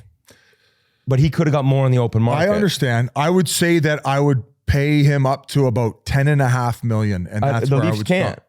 They can't. Well, they can. They're just gonna have to figure out how. But if they had $56 million with 5 players, they've been doing that from. Yeah, they've never won. They've been doing that from a percentage standpoint. They can't do that. Well, what are you gonna do? I don't know. But what I'm saying is you can't, like, how are they going? You'd have to get rid of someone. You can't, $56 million to 5 guys? If it's a hypothetical question, I think 95% of Leafs fans, especially right now, recency bias, would be okay getting rid of Marner. Now, the problem is, though, his no move clause kicked in this past summer. So is Mitch Marner going to agree to fucking waive that? No, not a chicken dick's chance, right?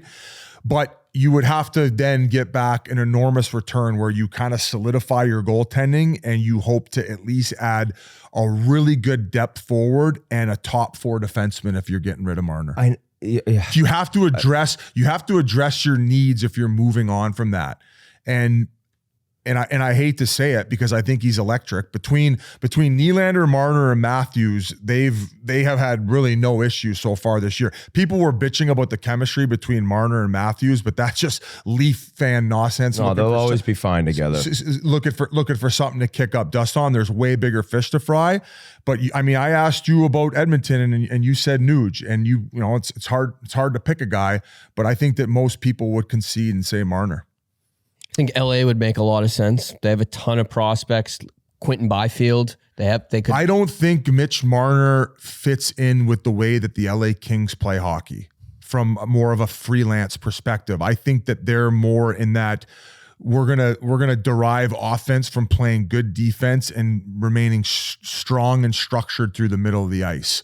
So I don't see that. And with how Byfield's playing, like Byfield might end up being a point per game winner or a winger for 20, 21. He is, and he looks unreal. I know we're kind of hopping around here, but is there any team that you think Mitch Marner would accept a trade to? Toronto kid, but I said LA because in my head I'm like, oh well, LA might want to go play there. Live and be. Yeah, I think that would probably be the one place I could see him ending up. The only problem is so you can't, I don't know if they'll be able to sign Nylander this season, but they're never trading him. They're trying to win the Stanley Cup. But if they don't sign him this year, then he hits the market.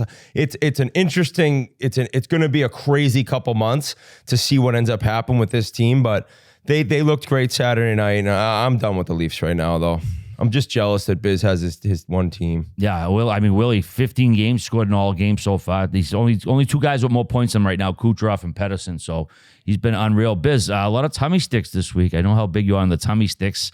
We have Marc-Andre Fleury and Louis Domingue talking before the game. I guess they were saying, Marc-Andre Fleury was saying it's very rare that they have 2 French guys going against each other in the NHL these days, Which, whether goaltender or not. Go back 20 years ago, that's not the case, where I feel like at one point, French-Canadian goaltenders ran the show. That was their world. Yeah. Where now it's transferred over maybe to Finland, Sweden. The Finns for a while, then the Swedes. Vasilevsky and this Arov, the Russian goalies are coming. The Russian goalies for sure. Now, maybe Google this right now. American goalies. From a nationality perspective, how many throughout the course of the league? Who's leading the way? Is it Sweden has the most NHL goaltenders? There's 64. Well, it was Brodeur, it was Waugh, it was Luongo, it was Fleury, and forever it was you find a stud goalie in the Quebec League, and things have changed a little bit. But that was cool for Fleury to say that to him. Obviously, Louis Domingue hasn't. When was the last time he's in the NHL? Dude, he had first time he played in 18 months, and he got the win. Yeah, he said because Marc-Andre said, "Let's give him a show tonight," and Domingue ended up getting the win. So, percentage of active NHL goalies by nationality: Canada 34.1%. United States, 22.3%, Russia, 14.1%, and then Finland, 8.9%. Okay.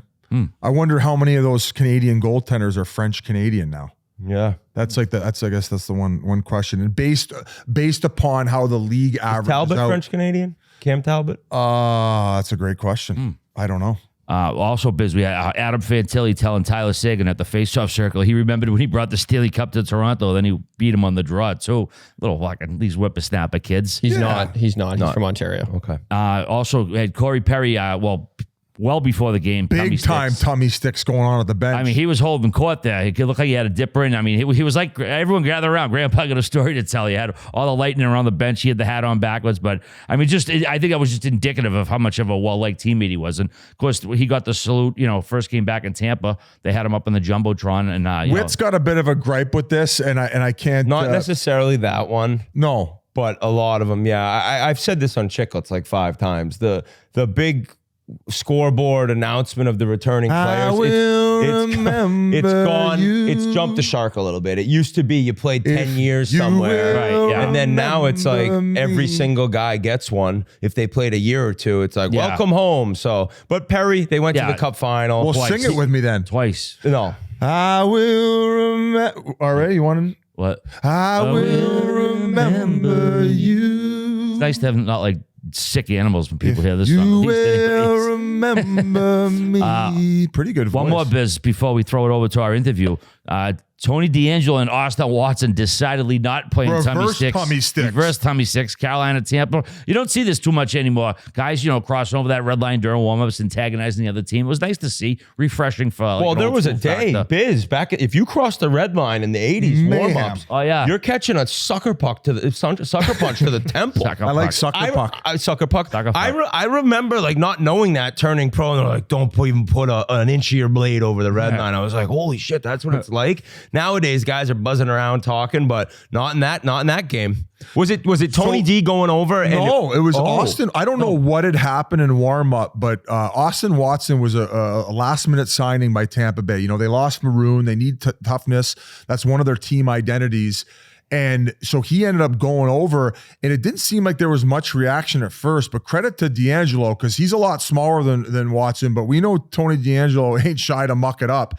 And he ended up going over, give him a little shove, and yelled some profanities. They didn't end up going in the game, but hey, I respect Tony D'Angelo sticking up for his team and handling business, because as far as Carolina concerned, they don't really have any guys that can handle business like that. And listen, Brent Burns could probably go toe-to-toe with Austin Watson, but I think Brent Burns has bigger fish to fry than fucking worrying about that. Brindamore would be like, no. Yeah, exactly. So I know Tony D'Angelo's name came up in some trade rumors about them maybe trying to get rid of a defenseman and bring some other help in, but as far as him sticking up for his boys, love that. Love that. Another guy who stuck up for his team quite a bit, Arron Asham. Oh, God. Hell of a player, so we're going to send it over to him right about now. This interview is brought to you by Chevy. Chevy has convenient ways to research and shop electric vehicles online. Actually, checking into the hotel here yesterday, I saw a guy pull up in a big Chevy EV. I asked him, hey, you love that thing? He said, best thing I've ever bought in my life. So that's one guy, the first guy I've met that has one. He was given rave reviews. And when researching, you can utilize Chevy My Way. Vehicle specialists and hosts give a virtual tour and help answer your questions. When you're ready, you're able to buy online by reviewing available EV inventory or build your own at participating dealers. That's pretty sick. Design it the way you want it to be, and you'll know that you're going to love the truck when you get it. You can do as much or as little of the buying process online with help from a participating dealer. You can configure finance and lease payments, apply for credit, upload documents, and finalize your purchases through our secure checkout process. And you can even schedule vehicle delivery at home or at the dealership. To be sitting on your couch knowing that your Chevy EV's coming that day, you got the app already set up, the Chevy My Way, and it pulls into your driveway. What a feeling that would be. If you'd prefer to purchase the traditional way in person, the nationwide dealer network is available to help as well. Learn more at chevy.com/electric. That's chevy.com/electric. All right, it's time for our next guest. This tough and gritty forward was Montreal's third-round pick in the 1996 draft, and he was a Canadian for the first 4 seasons of his career. He went on to suit up for the Islanders, Devils, Flyers, Penguins, and Rangers in his 15-year NHL career, played 861 regular season and playoff games, and went to the 2010 Stanley Cup Final with Philadelphia. Thanks so much for joining us on the Spittin Chiclets podcast, Arron Asham. How you been, man? Good, boys. Good. Doing, staying afloat here, trying to stay relevant somehow, so it's good. Where are you talking to us from? I am actually I'm at the practice facility for the Islanders. I'm helping coach a U18 team. So we just got off the ice here, and I'm in the office taking a little break. Is this your first coaching experience?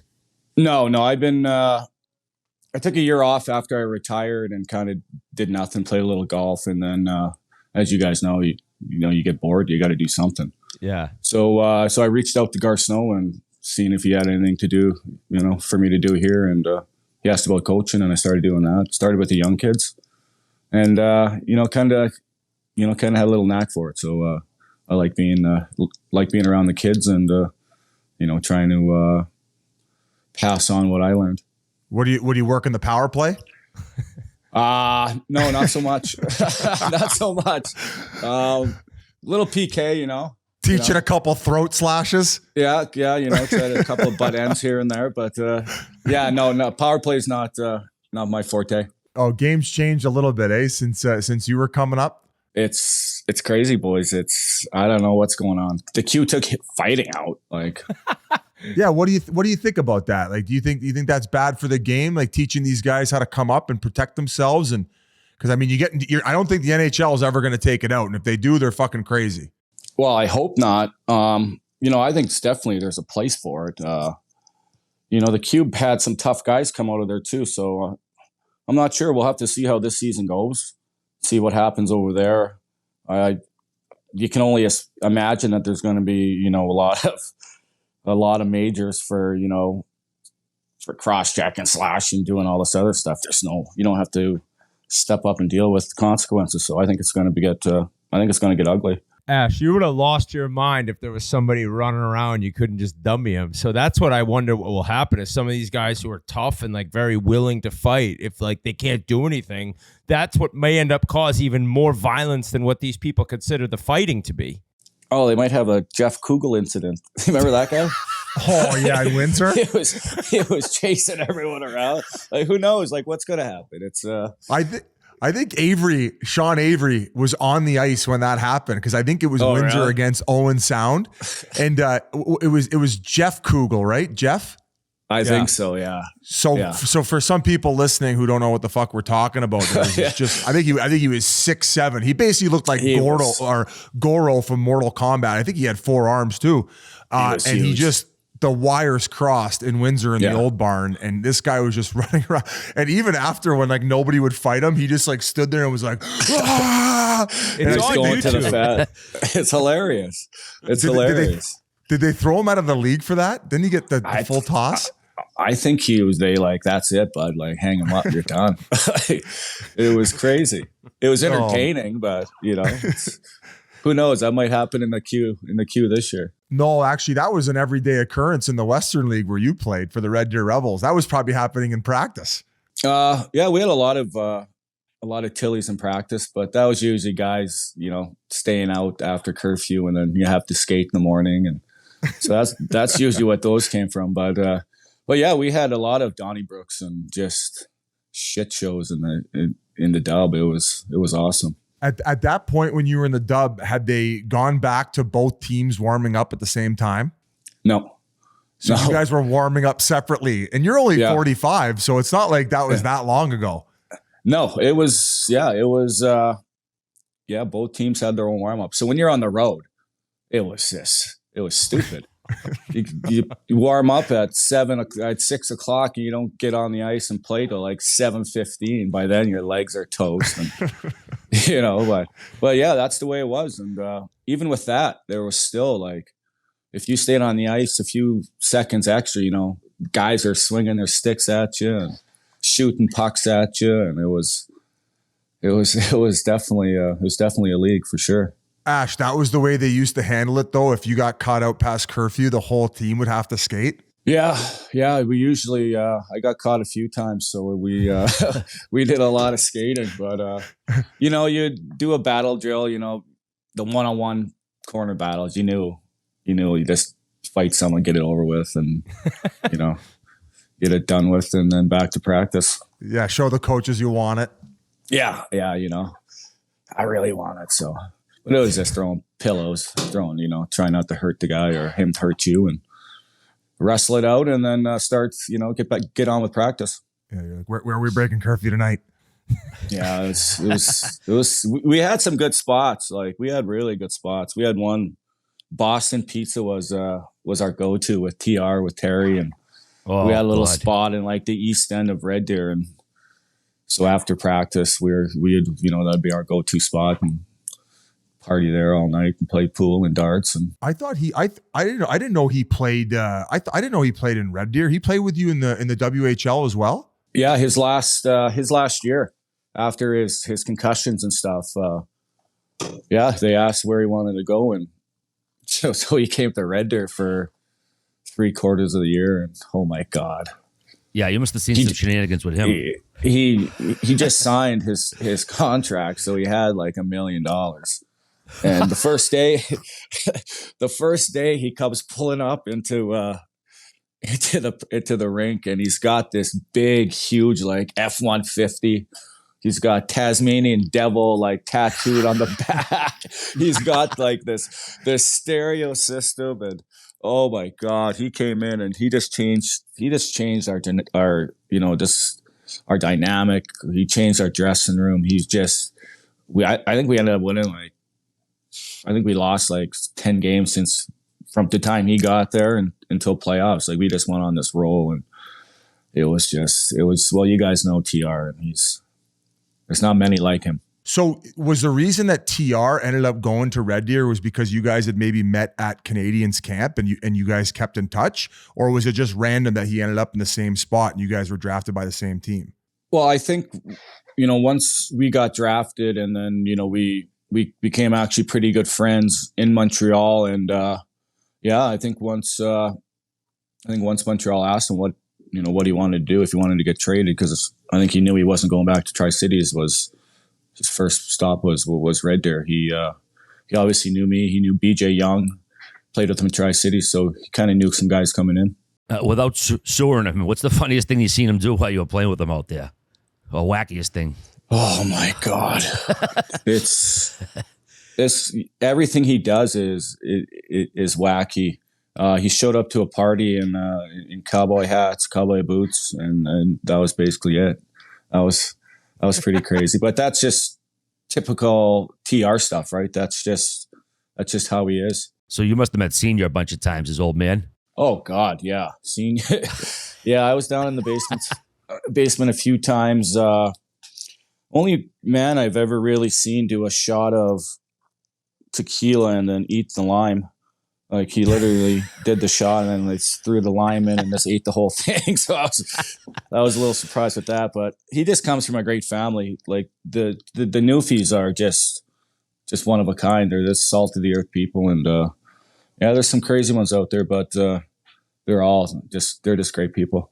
Well, since we're already on it, I actually texted him and I said, "Hey, you got to give me a little dirt on Ash," and he was sending me some nice tee ups. He goes, ask him about the Lonnie Bahana's playoff story, AHL 1999. He'll know right away. Yeah. Well, Terry, you know Michelle, right, Biz? Well, Whit, are you too, right? Oh yeah, I had some questions. So us and the St. John Flames, we had like this huge rivalry. They had Sean Thornton, they had Dennis Maxwell, they had Greg Smith. Like, they had a tough team, and we had a tough team as well. So all year we always clash. So first round of playoffs, it's a best of 5 series, and we go to St. John's and we steal 2 there. Come back to Freddie thinking we're going to close out the series, and they come there and they steal 2. So we got to go all the way back to St. John's, and we fly in the night before, and and I guess we have a team meeting the next day, and Tarian comes walking into the locker room, and he's crying, and he's we have this closed door meeting, and he tells us a story. So I guess he was out at Turkey Joe's the night before having a few drinks. He's there. He sees Lonnie Bahanas. I think Mark Dale was there. I don't know if you guys knew, but Mark Dale lost an eye earlier in the year with a high stick. Oh. So he was with Toronto, and he lost his eye, and him and Lonnie Bahanas are from Winnipeg, so they're friendly, like they're buddies from Winnipeg. So Tarian chirping Bahanas and Dale and say, I'm glad you lost your eye, and blah. This is the story. This is what I'm hearing. So Bahanas punches him, right? Like every right, like he should, punches him, and I guess the cops get involved, blah, blah, blah. So the next day we're having this meeting, and Michelle Terry comes in, and he's in tears. He's crying, and he's telling us the story in his French accent, like, I fear for my life. I fear for the life of my wife and my kids and these guys and blah, blah, blah. And it was a shit show, but we got escorted to the rink for game 5 by like 10 cop cars or bus. It was just, it was unbelievable. But he was bawling his eyes out. And like, and rumor has it is he was the one who initiated it all. That's the rumor, that he's the one that started all this shit by saying, I'm glad he lost his eye, blah blah blah. He crossed the line and got crossed the line. He got checked, and then he's crying in the locker room, and his French accent, right? And I knew he was playing it up to try to get the guys going for game 5, but yeah, it was a shit show with all the cops being there, and it was good. But we ended up winning that game in that series, so I guess it worked. When you turned pro and had him in Fredericton, was he like hard on you? I mean, I imagine he probably really liked you the way you played. But was he pulling the same mental warfare games as he was when I had him in the AHL and NHL? Yeah, he tried. I was a rookie coming in, so obviously I had TR there who was there a year, and Matt Higgins, and the WHL guys. So I went in there, and I think I was a little too comfortable, and we'd have optional skates, and we'd be on the road, and the guys were like, "Hey, we're going to Mohegan Sun like for the night." I was like, there's an optional skate at 9:30, and I'm like, fuck it, I'm not gonna. So I ended up going. Like, I would never do optional skates or anything. So he would always be on me about that, and bring me in the office, and it's like, "Oh, I got your career in the palm of my hand," and give me all one eye. Okay, thanks, Michelle. Carry on my day. I'll go out there, and I'd do my job, right? I was scoring a little bit then, and fighting and doing all that fun stuff. But he did like me, though. He did. He tried to intimidate me and stuff, but I don't know. I just like, fuck it, whatever. Well, that's the thing about your career. That's the thing about your career too, though. Like when you get to the NHL, the skill level's so high, but when you're playing with the Red Deer Rebels and the WHL, like you were putting up some serious numbers. So you were really just like a power forward doing all of it. Yeah, I had some really good years in Red Deer. I was always a guy that could play the game, that could jump up and down the lineup. I just wasn't a fourth line guy, and I had a couple close to, couple 95, 96 point seasons and 45 to 50 goals, and, had some good playoff series. So, so yeah, I could play the game, and I had a good head for it. It's not like I was running around hitting the boards and not knowing what to do. So I could actually play the game a little bit. But yeah, you had to change your style. You had to do whatever you could to, to stick in the league, and, my scoring and all that wasn't needed. So. Yeah, so that's interesting. We talk a lot on this about sticking in the league and changing your game. Like, was it evident right away to you when you got to even the AHL? Like, fuck, I'm probably gonna not be playing first power play and top lines, and I got to figure out a way to make it. Or were you still getting there, like thinking or attempting to be like a scorer, like you had been in junior? I knew I was eventually going to have to. Like, okay, I was close to a point a game in the minors. I think I was close to point a game. So I knew I could play. I knew, but that next step from AHL to the NHL is a big step. And, I just wanted to stick around. I wanted to, stay as long as I could. And I tried doing whatever I could to make it. I probably should have worked a little harder than I did, but, I still managed to sneak in, close to 800 games. So. No shit. Aaron, we like to kind of trace the origin of guys' careers. Like, when did you first fall in love with hockey, stop playing, and when did you stop becoming a tough guy as well?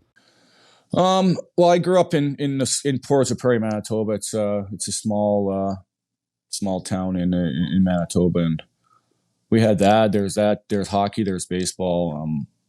I do come from a very tough area. There's a lot of drugs, a lot of alcohol. So I had to figure out what I wanted to do. I wasn't cut out for the crime and the, being in jail and doing all that stuff. So I stuck to hockey, and, every summer I would be in my driveway working on my shot, working on my hands, or playing baseball. And, it just kind of snowballed to that. Did you grow up in an indigenous community? Well, Portage isn't indigenous, but we have Sandy Bay. It's a reservation that's like 30 miles away. We have Dakota Plains, that's like 10 miles. We have Dakota Teepee.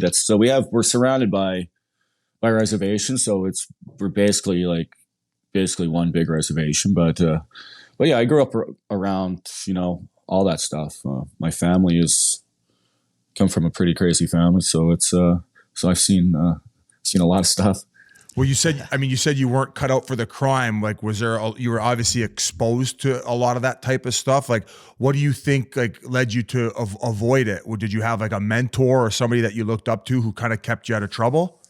Yeah, just seeing, I had my oldest brother was in and out of jail his whole life. So I've seen that, the Christmases without them, I have a younger brother, the same thing, he was in and out of jail. He stays still in and out of jail. So, and cousins, and I've seen it all, and I've been through it all, and I was like, yeah, I got to figure out something, because I've seen some interesting things. So it's but yeah, I didn't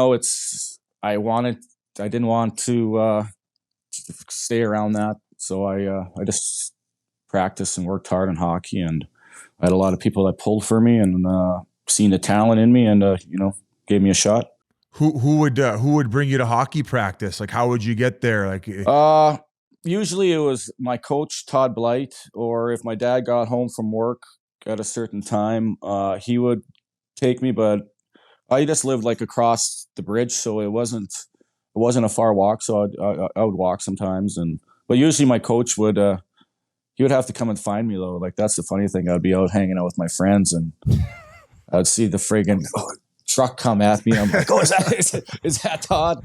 And he would find me, and he'd throw me in the truck and bring me to practice. And yeah, so he's like, even now, I'm still super close with him. His daughter usually comes in and stays out here with me and my family, and does the beach life. And so yeah, we're still very close. My kids call him Grandpa, and without him, who knows where I would have ended up. That's an amazing story. Who was your NHL team or favorite player? Like somebody you kind of really looked up to within the game, or a team growing up? I was a Jets fan because of Manitoba, but yeah. my real team was the Oilers, and the Gretzky, Curry, and Tikkanen. That was my team, and I got to watch them beat the Jets in playoffs like every year, so it was nice. But yeah, the Oilers, and even now, like I just love watching them. Like, they're fast, they're just entertaining to watch. So still one of my favorites. The Jets had some pretty good teams back then. It's just the fact that they kept running into the Oilers, right? Really good teams, really good teams. Like they would usually get up like 2-1, 3-1, and we're like, oh, this is the year. And Wayne would just turn it on, fucking guy. Yeah, take a night off from the Palomino and decide to turn it up. And oh fuck, oh shit. Arron, when did you start first thinking of hockey as a career? I think once I got listed in Bantam, because I was pretty small. I was always like the smaller kid, and then I hit puberty one year and I kind of sprouted up a bit. But I think once I got listed from Red Deer, and realized that if I can make it to the WHL, then there's that avenue to the draft, and possibly pursue that NHL dream. Do you think if you could have picked a team to play for that you didn't get a chance to, it would have been Edmonton, just because of how much you loved them growing up? Yeah, definitely Edmonton, and Winnipeg too would have been nice, especially being so close to home. But it probably also would have been a disaster. Me being so close to home, and being around all my buddies and stuff. It would have been. I'm kind of glad I didn't for Winnipeg, but it would have been nice to play for the Oilers. What about this exotic animal you used to have when you played for Red Deer? How did you end up getting the tarantula? Ooh. That was TR. Oh, he said it was your pet tarantula. TR had the tarantula. I had ferrets. I had 2 ferrets. Yeah, I don't know what it was. Like growing up, I always had animals. It was funny. I went fishing this one time, and I was driving back on my bike, like along the highway. Like who does that now? But I was driving, and I see this little baby skunk on the side of the road. So I had my towel. I throw my towel over to pick up this baby skunk, and I drive it home. And my mom friggin' has a shit. She's like, "What are you doing?" And it's like, "Well, let's try to get the bag snipped and we'll keep it as a pet." Yeah, didn't work. Yeah, no, we took it to the vet. What, snipping the bag or keeping the pet? We took it to the vet. We had to move after it sprayed our house. We took it to the vet, and the guy was like, "What are you doing? Like, you can't keep a skunk." But my uncle had 2 raccoons. Like he kept them in his closet. Like these things were vicious. Like you would open up the door and they're like coming at you. It was nuts, man. It was crazy. That's so fucking good. Yeah. They can take the stink things away, right? On a skunk, like they can surgically remove them. Yeah, but then this guy, I don't know if he was just a vet from Portage who didn't know much. He said it grows back. So I was like, okay, well, time to get rid of him. He just didn't want to do the surgery. Probably. I don't blame him, right? Like, I don't know what I was thinking, but Yeah, Planet Earth Chiclets version over here. Us fucking talking about animals like we know what the fuck we're saying right now. My daughter's the same way. She's got 2 ferrets. She had a bearded dragon. She's got 3 dogs. She's got 3 cats. It's just like it's unbelievable. Her house when I come to visit her, it's full of animals, but I love it. There was one more Red Deer story he wanted me to ask you about. It's when you got in a little an issue with the Hells Angels, a runner for the Hells Angels. What? Oh, that was I don't think he was with the Angels. It was this happened like I was actually in the league. I was playing in NHL. I met Terry in Red Deer. So we meet up. I think he was playing out there playing with Black Falls or something. So this is during the summer, and we drinking, having a good time, and we go to the bar, and then we end up at this house party. So I go downstairs to take a leak. The one upstairs was taken. So I go downstairs, I open up the door to take a leak, and there's this guy with the skrill in there. So I was like, "Oh shit, sorry, buddy." So I shut the door and I went back upstairs. So this guy comes back upstairs. He had like this leather vest on. It was like a leather vest. Like I don't know if he was thinking he was this big biker, but I've been around bikers like my family, and ran with the Angels and all this stuff. So I know a biker when I see one. So this guy comes up and he starts giving me attitude, like, "Oh, you're trying to blah blah blah." And I was like, "Hey, well." So he pulls out a knife. He pulls out a knife at me and he starts blah blah. "I'm gonna slit you." So at that party, I had my buddy who was an RCMP, he's a cop. So he's standing beside me and he's got a beer bottle ready to crack this guy if he comes any closer. So I tried to get the guy to go outside with me. I was like, "Why don't you just put the knife down? We'll go outside in the backyard and we'll settle it that way. We don't need weapons." It all kind of got straightened out, and they made me leave the party because I guess I wasn't letting it go. And but yeah, thank God I didn't get shanked there. But you didn't get carved up. Yeah, I would have been. Could have used him to take off the bursa sack for the. Yeah, that would have been for the skunk. That would have been great timing. Would have been a tough conversation with the GM at the time, right? I got shanked at a party. So was he from like a hardcore gang that wasn't the Angels, or? No, I think he was just some Joe Schmo that was just at the party. Just some guy trying to be a biker, but I don't know. He definitely wasn't a biker to me. What do they call that vest? Is it a cut? Is that what they call it? Your cut? Cuts, yeah. Yeah, the Angels are some fucking crazy MFs. But I want to go to Montreal. What was it like the first time you put that jersey on and played in a regular season game? Being a kid from Canada.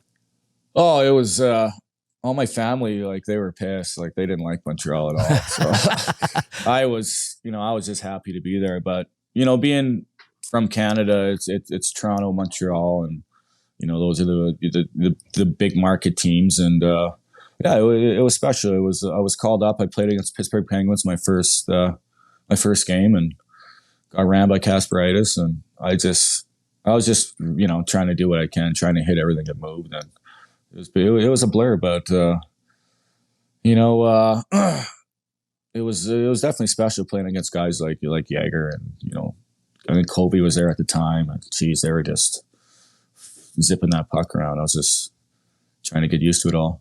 you were up and down for like 3-4 years. Yeah. Was there times when, you know, like 2 years into it, you're getting sent down. You're like, fuck, I feel like I'm doing what I can be doing to stay up and it's not working out. Like, had you felt like maybe moving on was going to happen? Or were you kind of like, maybe I'm not ready for the NHL yet? Like, how was it in terms of getting sent down, brought up and going through all that?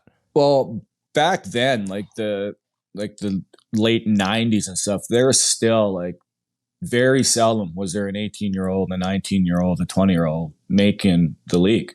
Yeah. So you had to go through your, you know, they would sign like these 33, 34-year-old players, and you're just sitting there thinking like, for fuck's sakes, like when are they going to give me my shot?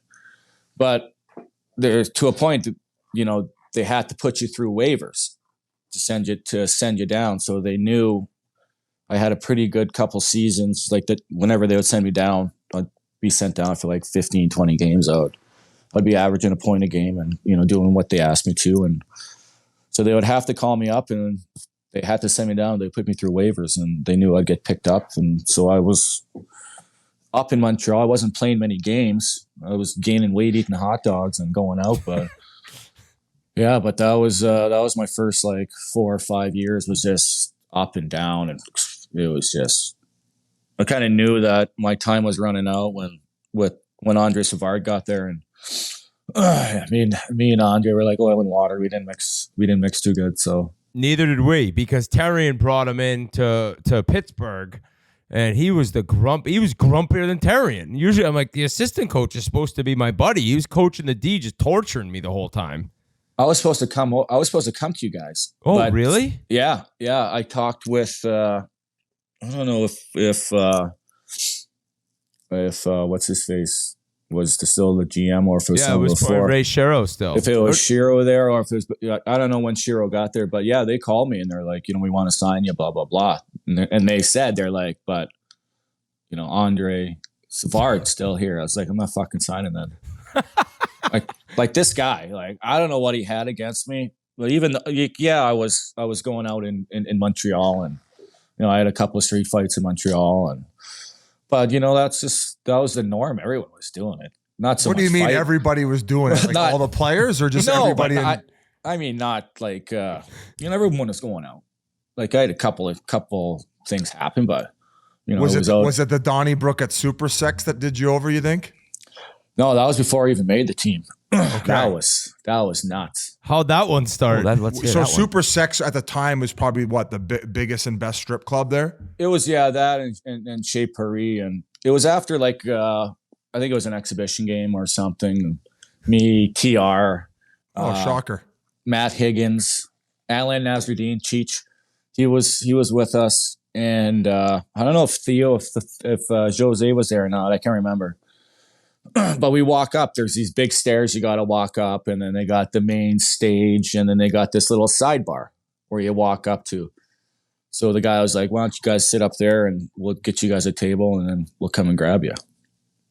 So we're all sitting up there, and Higgins is ordering some beers, and this guy starts chirping at him in French. Higgy he was bilingual, so he could speak both. So they're going at it.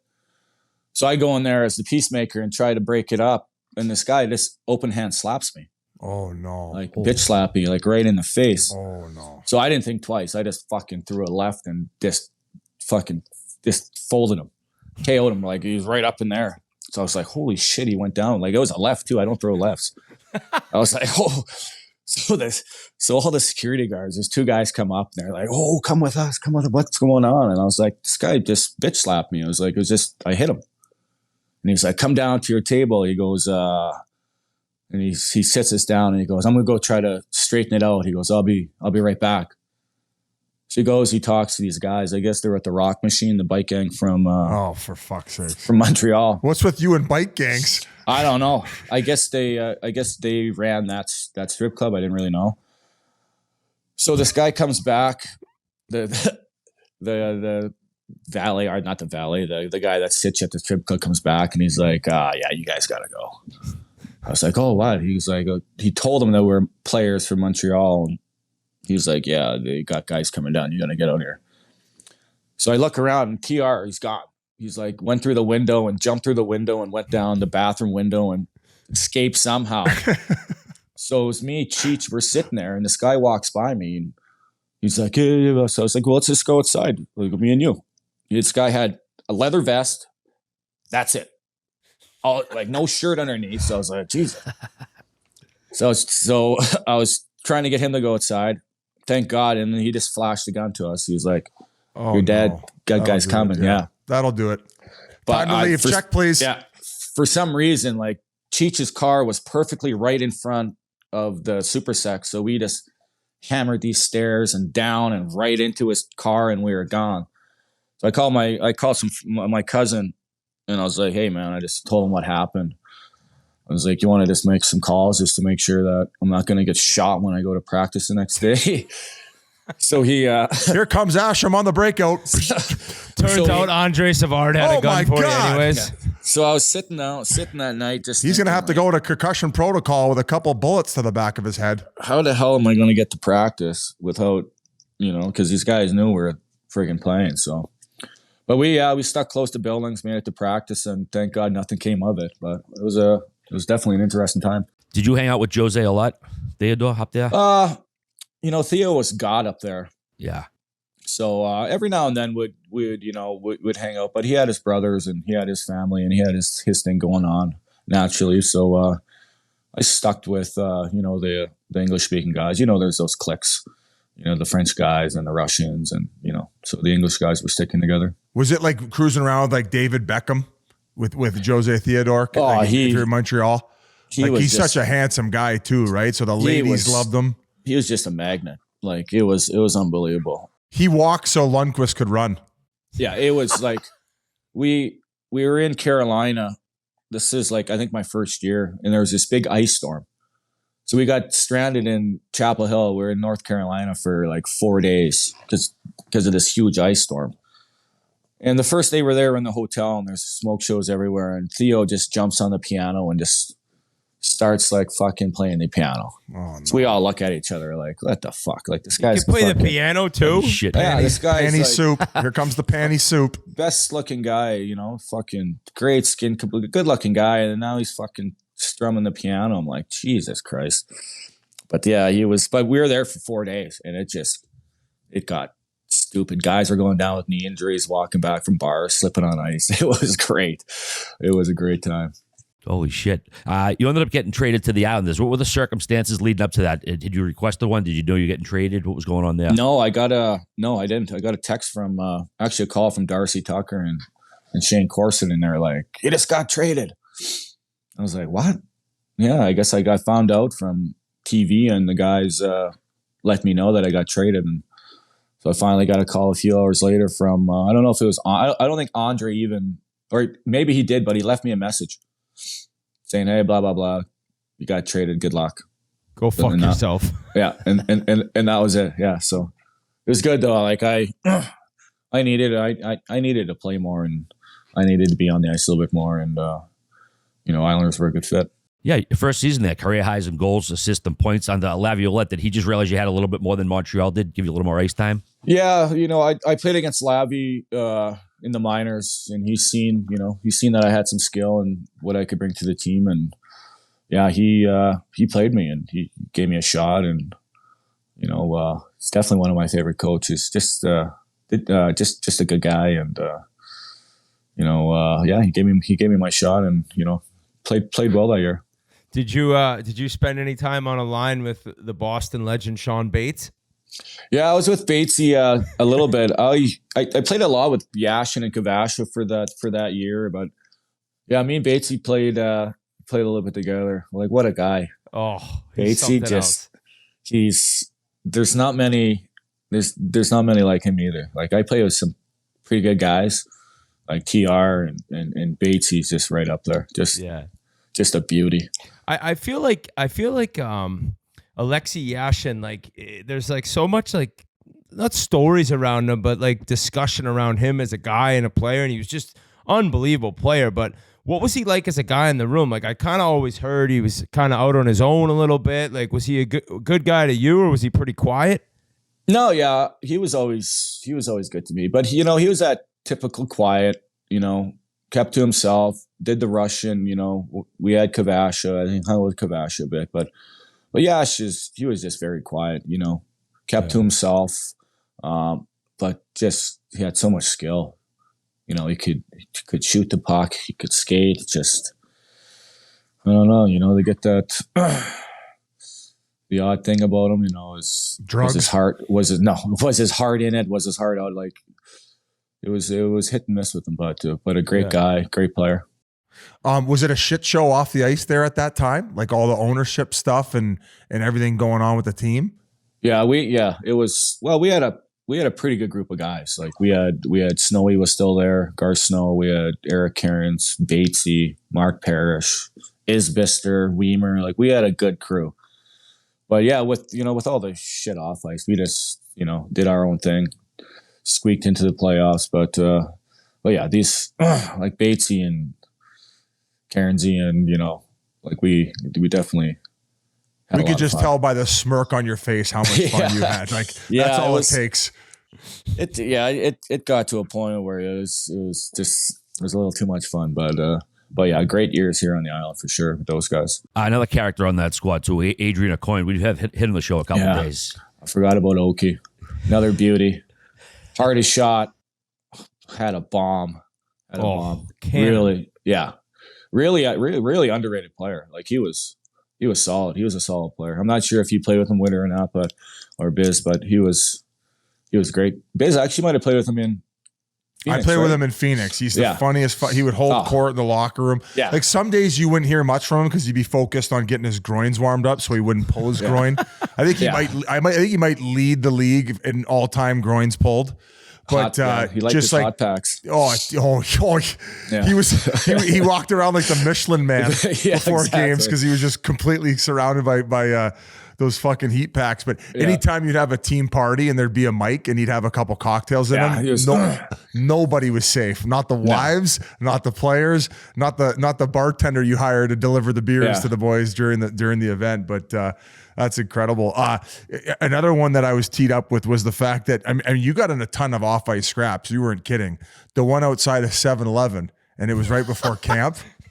Oh, was that in Red Deer or was that in my? I don't know, man. I can't keep track of all these Donnybrooks you were getting in.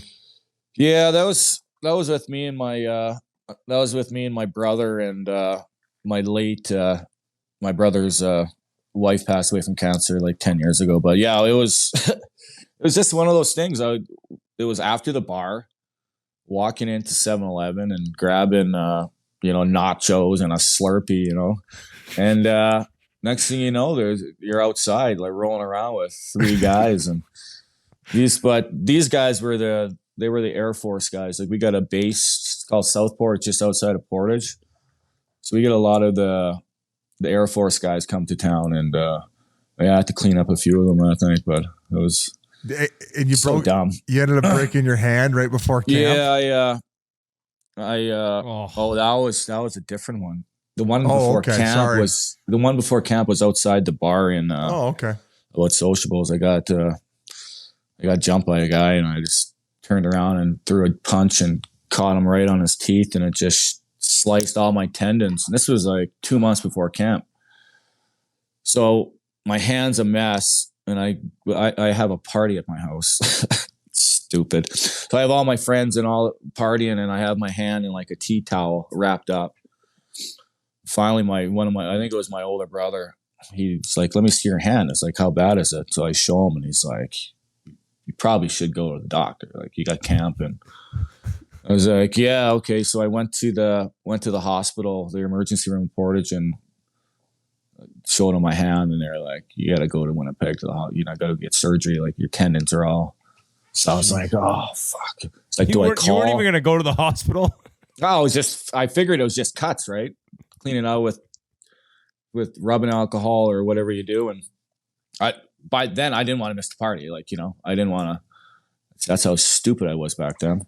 Ash, I was nowhere near as tough as you. Similar story to me. I was outside a bar. A guy was lipping off, and finally I said, "All right, let's go." And we square off. And I first one, grab him, clock him, and then I cut my hand right here. I still got the scar, and I was just a fucking moron. So I thought that any alcohol would work to like get out and clean it out. So when I got home, I got put in cuffs back of the cruiser. Finally, the guy came to, and he's like, he didn't want to press charges. He's like, so he's probably embarrassed by getting it. So when I finally got home, I cleaned it out with Captain Morgan's. I go to sleep. I wake up. This thing's swollen beyond belief. I ended up spending the next week in the hospital. Oh yeah. And this is after I'd already got in trouble in Pittsburgh. And we had like a not a rookie orientation, but when you were on your entry level contracts, every year during your entry level, you would have to go there and do like a summer camp. Yeah. Yeah. And I fucking had it wrapped up, and basically I'd lost 10, 15 pounds and acted as if though nothing had happened. So I was just battling through it. So I wish I would have lost 15 pounds. It was that bad? It was bad. Yeah. It was, I was in a 5-hour surgery. I got that done, and my agent was like, you gotta tell Montreal. I was like, fuck that. I'm not telling Montreal. Are you crazy? I was like, I'll have it ready for camp.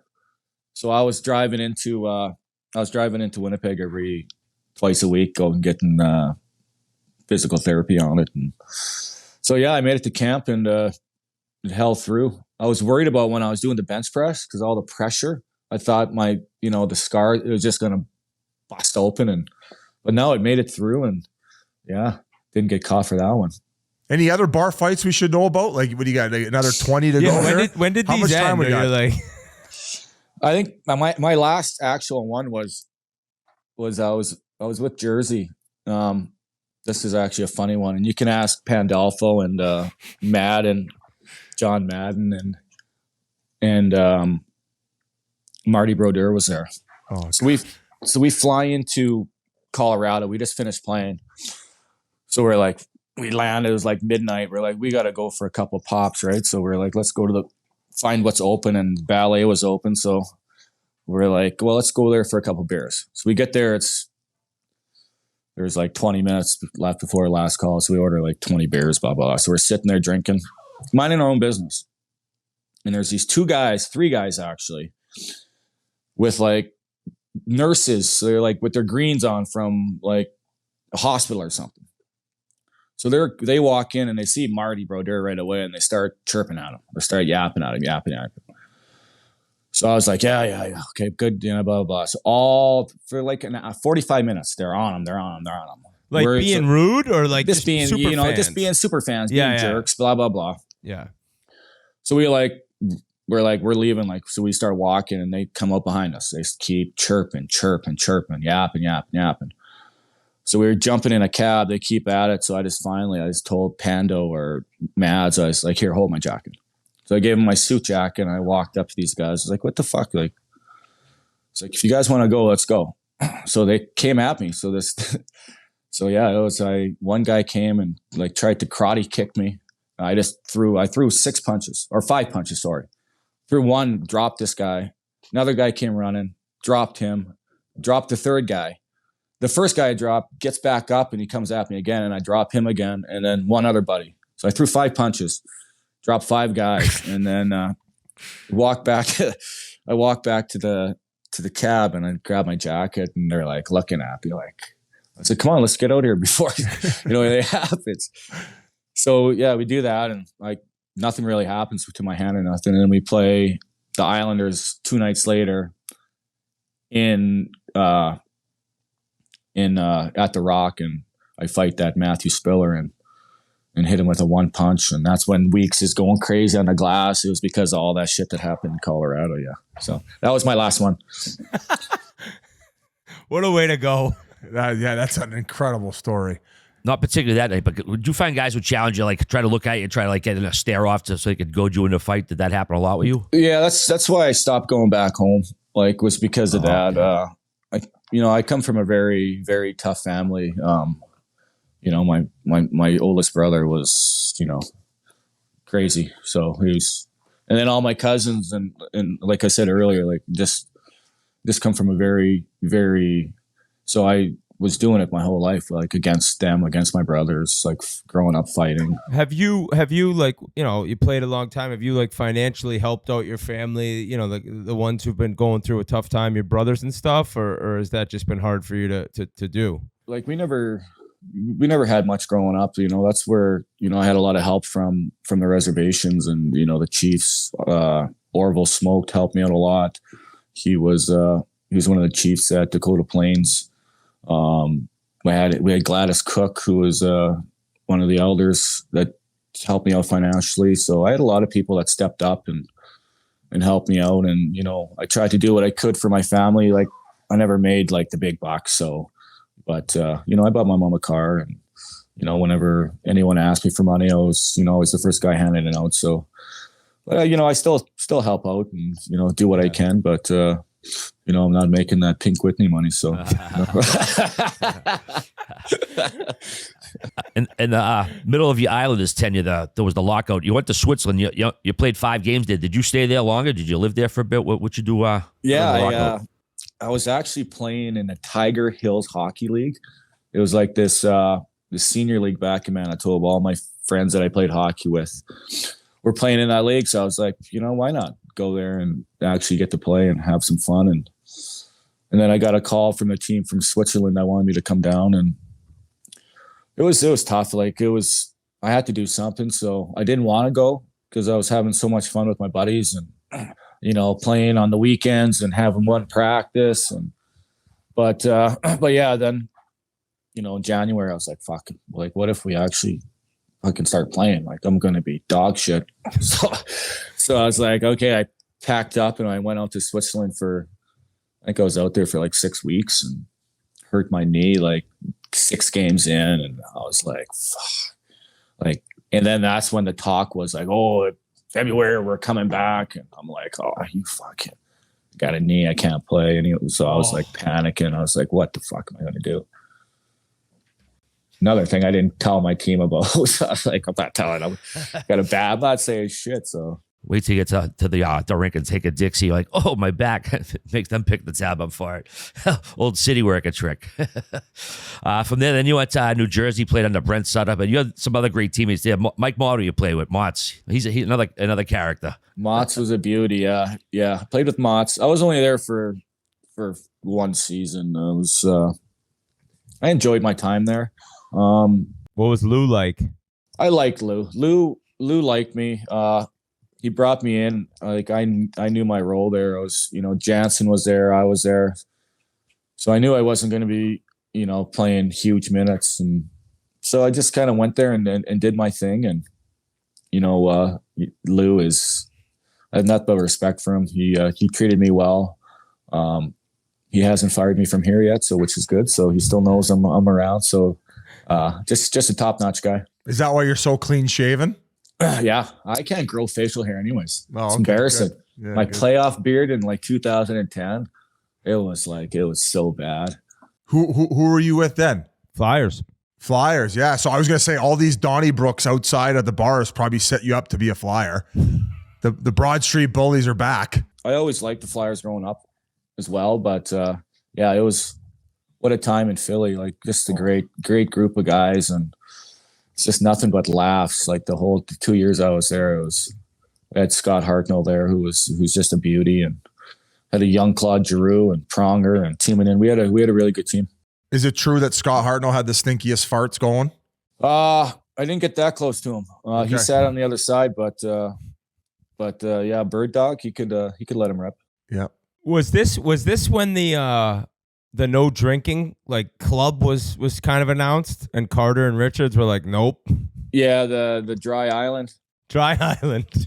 Yeah. Yeah, we had this big meeting, and I wasn't signing it. I was, I My like surprise face. I like having, glass of wine, here. I barely drink anymore, but just because of that fact. But I like having a glass of wine here and there, and yeah, that wasn't working. I think a few guys did it, but it was like 3 weeks later, we have like a poker tournament. Everyone's drinking at it. So it was like, I don't know. It was weird. What an island. Laviolette's the drunkest guy there. I think he just wanted the guys, to buy into something. And, some guys bought in, some guys didn't. Well, I think that they were known as a pretty big party team. You guys would have a lot of fun off the ice. That was the Carter and Richard heydays. Yeah, we had Loops there. We had Upshaw. We had, Oh my God. What they call them, the Legion of Poon. They went from the Legion of Doom to the Legion of Poon.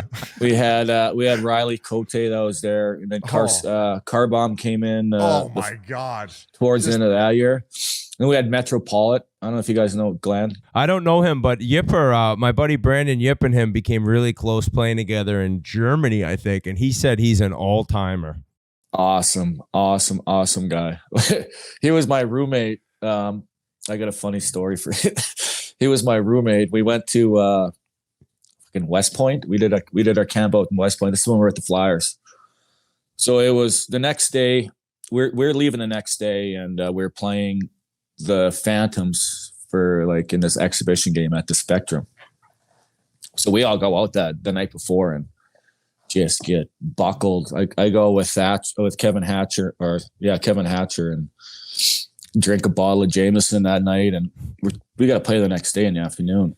I get home, and I guess I just piss all over the floor of the bathroom. Metro gets up, and he's going to take a piss, and he's like,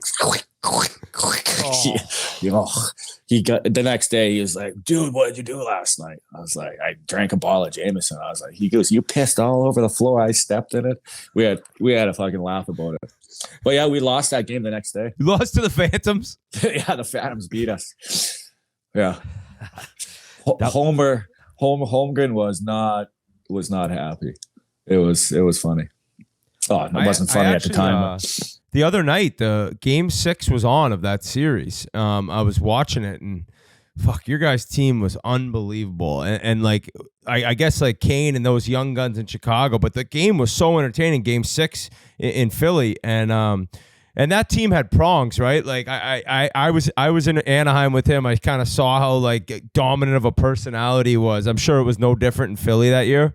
No, yeah, prongs is prongs. You know, the guy knows how to win. He's, you know, I got along with him great. I got along with him good, but you know, he demanded a lot from his teammates. But you know, he's a Hall of Famer, and you know, guys respected him. And we had Ian LaPerriere was there as well, who was well respected. Would do anything for the team. So we had a good group of guys, and Chemo Timonen, and just Ray Emery got hurt earlier in the year and had to get hip surgery. But I think if we had Boosh 100%, you know, nothing against Michael Layton, because he came in and he did a job for us. But, you know, in the finals, it's a different beast. And, you know, I think with a goalie, we could have done it. Yeah, I was looking at the save percentages from that series. The team save percentage. Phillies was 8-7-2. Chicago's was 8-8-2. You don't see that too often. No, Stanley Cup final. We're losing games like 7-6, 7-5 in the. It was like it's unheard of. Yeah. Like if we got, and like, no offense, but like some of the goals were from both sides. On both sides, where it was some suspect goaltending. But yeah, they just. You know, they got that big goal from Kaner, and that was it. Was it hard to go to the rival in Pittsburgh, like signing there the next year? Well, that's what I did, Biz. I just, you know, it was crazy. I went from, I played with every friggin' rival basically in the East, and you played in the Metro, every team basically. Yeah. Whole division. it was tough. It was tough, but you know, it was part of the job. I love all the guys that I played with, but I'm going to play hard against you either way, and. You know, we'll go have some beers after the game, but definitely was tough. Got expensive. Put money on the board every game, but yeah, and then you're playing them 8 times. Yeah, each team, playing them 8 times. Yeah, you're fucking in the red. Between that and the card table, you're in the red. We sit in Gino going off for 4 or 5 points a night. Yeah, that must have been an awesome experience, man. Getting to play with those 2 heavyweights. It was, it was great. Even though they're fucking hurt most of the time, but. Just still watching Sid every day at practice. And you know how Gino is. He's fucking Gino. He call me Indian all the time. Like, hey, Indian. I call him, you stinky Russian. We got along really well, me and him. Like, I'd just laugh at him. Like, he didn't know my name. I think for the 2 years, he just called me, hey, Ash. Like, guys are like, what's his name? He was like, I don't know. It's just fucking Gino. He's just hilarious. Weren't you there, Whit, the one year when they pulled him up at the rookie party and they quizzed him and he got like four of the team members' names? Oh yeah, he had no clue who I was. He's like 19. He's just throwing everyone's numbers out there. Oh, it was hilarious. Witter, you remember when you called me a booze bag? You remember that? Yup. I was like, this guy's going to kill me. I can't remember who I was with. I can't remember, but I remember getting back to the bench and I leaned over to someone and he was like, "What's wrong with you?" And I started giggling. And I was like, "Fuck, I don't know. This fucking Whit called me a booze bag." And he was like, I think he knows you too well." I was so pissed off, but I was laughing so much on the bench. Booze bag. I haven't heard that one in a while. Just a booze I actually bag. fought you. I actually fought you in a game in Philadelphia. That was my first ever NHL point. I got that game. I was playing with Tyler Kennedy and Max Talbot. TK? Do you remember when we fought? Yeah, I was with Philly. Yeah. Philly at the time, yeah. How'd it go? It was like a pillow fight, really. Pillow fight, and I think you lost an edge quick. And I was willing to take the takedown. Oh, your arms are so long, you friggin' need a step stool to try to hit you. But it was good, got the fans into it. No one got hurt, and it was all good. Actually, Ash, I think I mean, you're a real well-respected player for how you played. And I think, like, I got even more respect for you when you ended up knocking out Jay Beagle and you kind of did the sleep sign. I remember after you really regretted it and you talked about kind of how you wish you hadn't done it. Like, was that just because you felt bad, or take me through that? Yeah, it was a knockout punch. Well, Witter, I don't know if you know, but Biz, I think, like fighting and you get into it. The crowd gets into it. You get into it. Obviously, you want to win the fight. You don't want to hurt anything. But yeah, I got shit on for a good week there. But it started off. I seen him knock Tanger's helmet off, so I went over there. I wasn't trying to fight him. I went over there to say, "Hey, fuck, settle down, or else we're gonna have to fight." And he was like, "No, let's go right now then." Oh, he actually asked for that. Yeah, he was like, "Well, let's go right now." I didn't know anything about this kid, so I was like, "Okay." Yeah, if I kind of wish I would have hit him with the first one, because the first one would have just busted his nose and would have put him down, but he had a visor on. So it hit the visor, and then the second one was it was a cannon. It was like hitting a pillow. Like, that's how like soft it felt. Like, it felt like I was hitting air. And then he went down. I didn't think he was like out. Like, I knew I hit him. So usually, you get those, you dropped, you get back up, and like, yeah, he wasn't getting up. No. So once I got back to the penalty box, I was like, fuck, like, I hope this kid's not really that hurt. So I did the old stick tap, and then I did the interview after, which people said, "Oh, he was forced to do." I wasn't forced to do it. I told them how I felt. I was embarrassed about the actions that I did. But it's part of the game, man. Like, yeah. You might have already said it. Did you get tossed from the game because you did that gesture? No.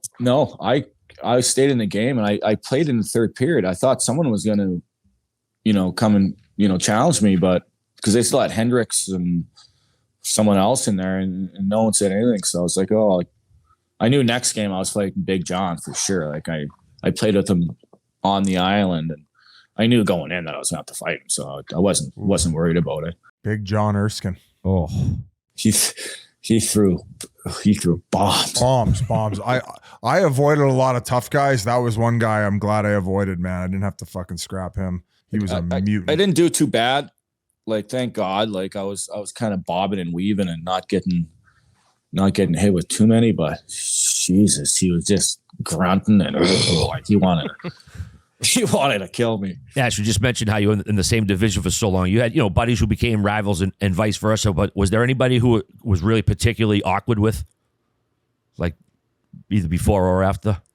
I guess the guys, after leaving Philly, having that run, coming back from 3-0 against Boston and beating them, you get that, the guys from that team going to Pittsburgh and then having to come back and play them. It was tough, especially Carcillo, and, me and Carbom got along really well when we were there. And so it was tough keeping a straight face with him, because the fucking guy's looking at you. He's got no teeth. He's doing something stupid, and you're just trying to keep a straight face and not laugh. But it was tough. But like I said, you got to play hard against, whoever it is. And, and that's what I did.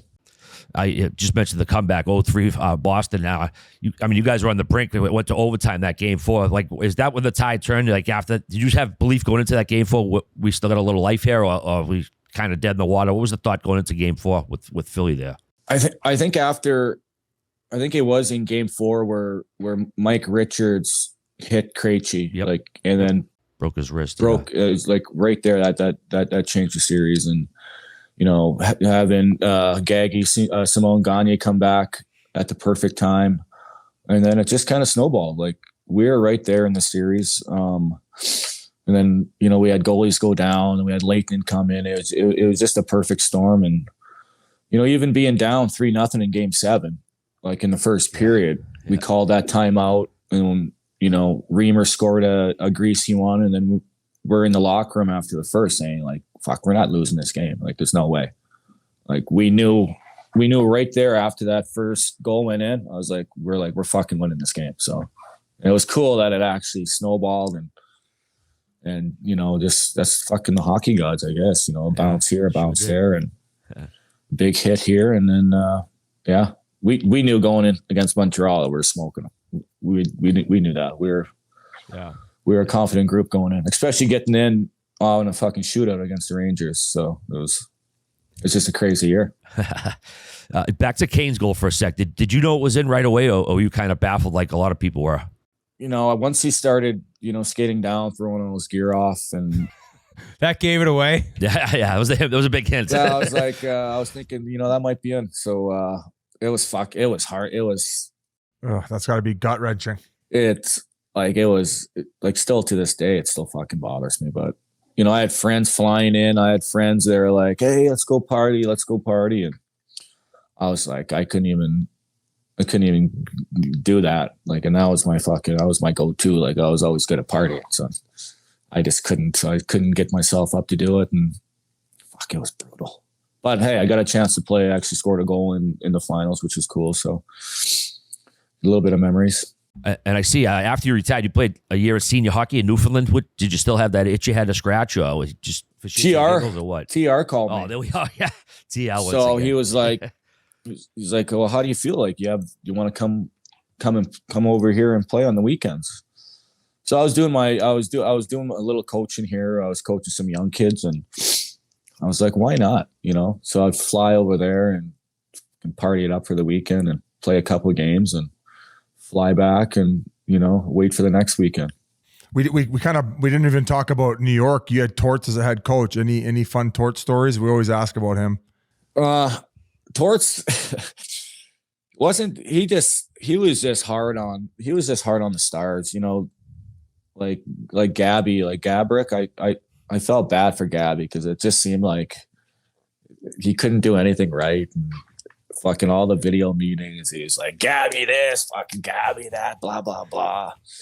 But I love Torts. Like, Torts like me. He knew what he was getting from me. I scored some big playoff goals for him with the Rangers, and still didn't fucking play me. But I knew my role with him. It was, I fucking did what I was supposed to. I fought when I had to. I chipped in offensively when I did, and I was playing fucking 4 minutes a game. Like, he told me, he's like, "What do you want from me?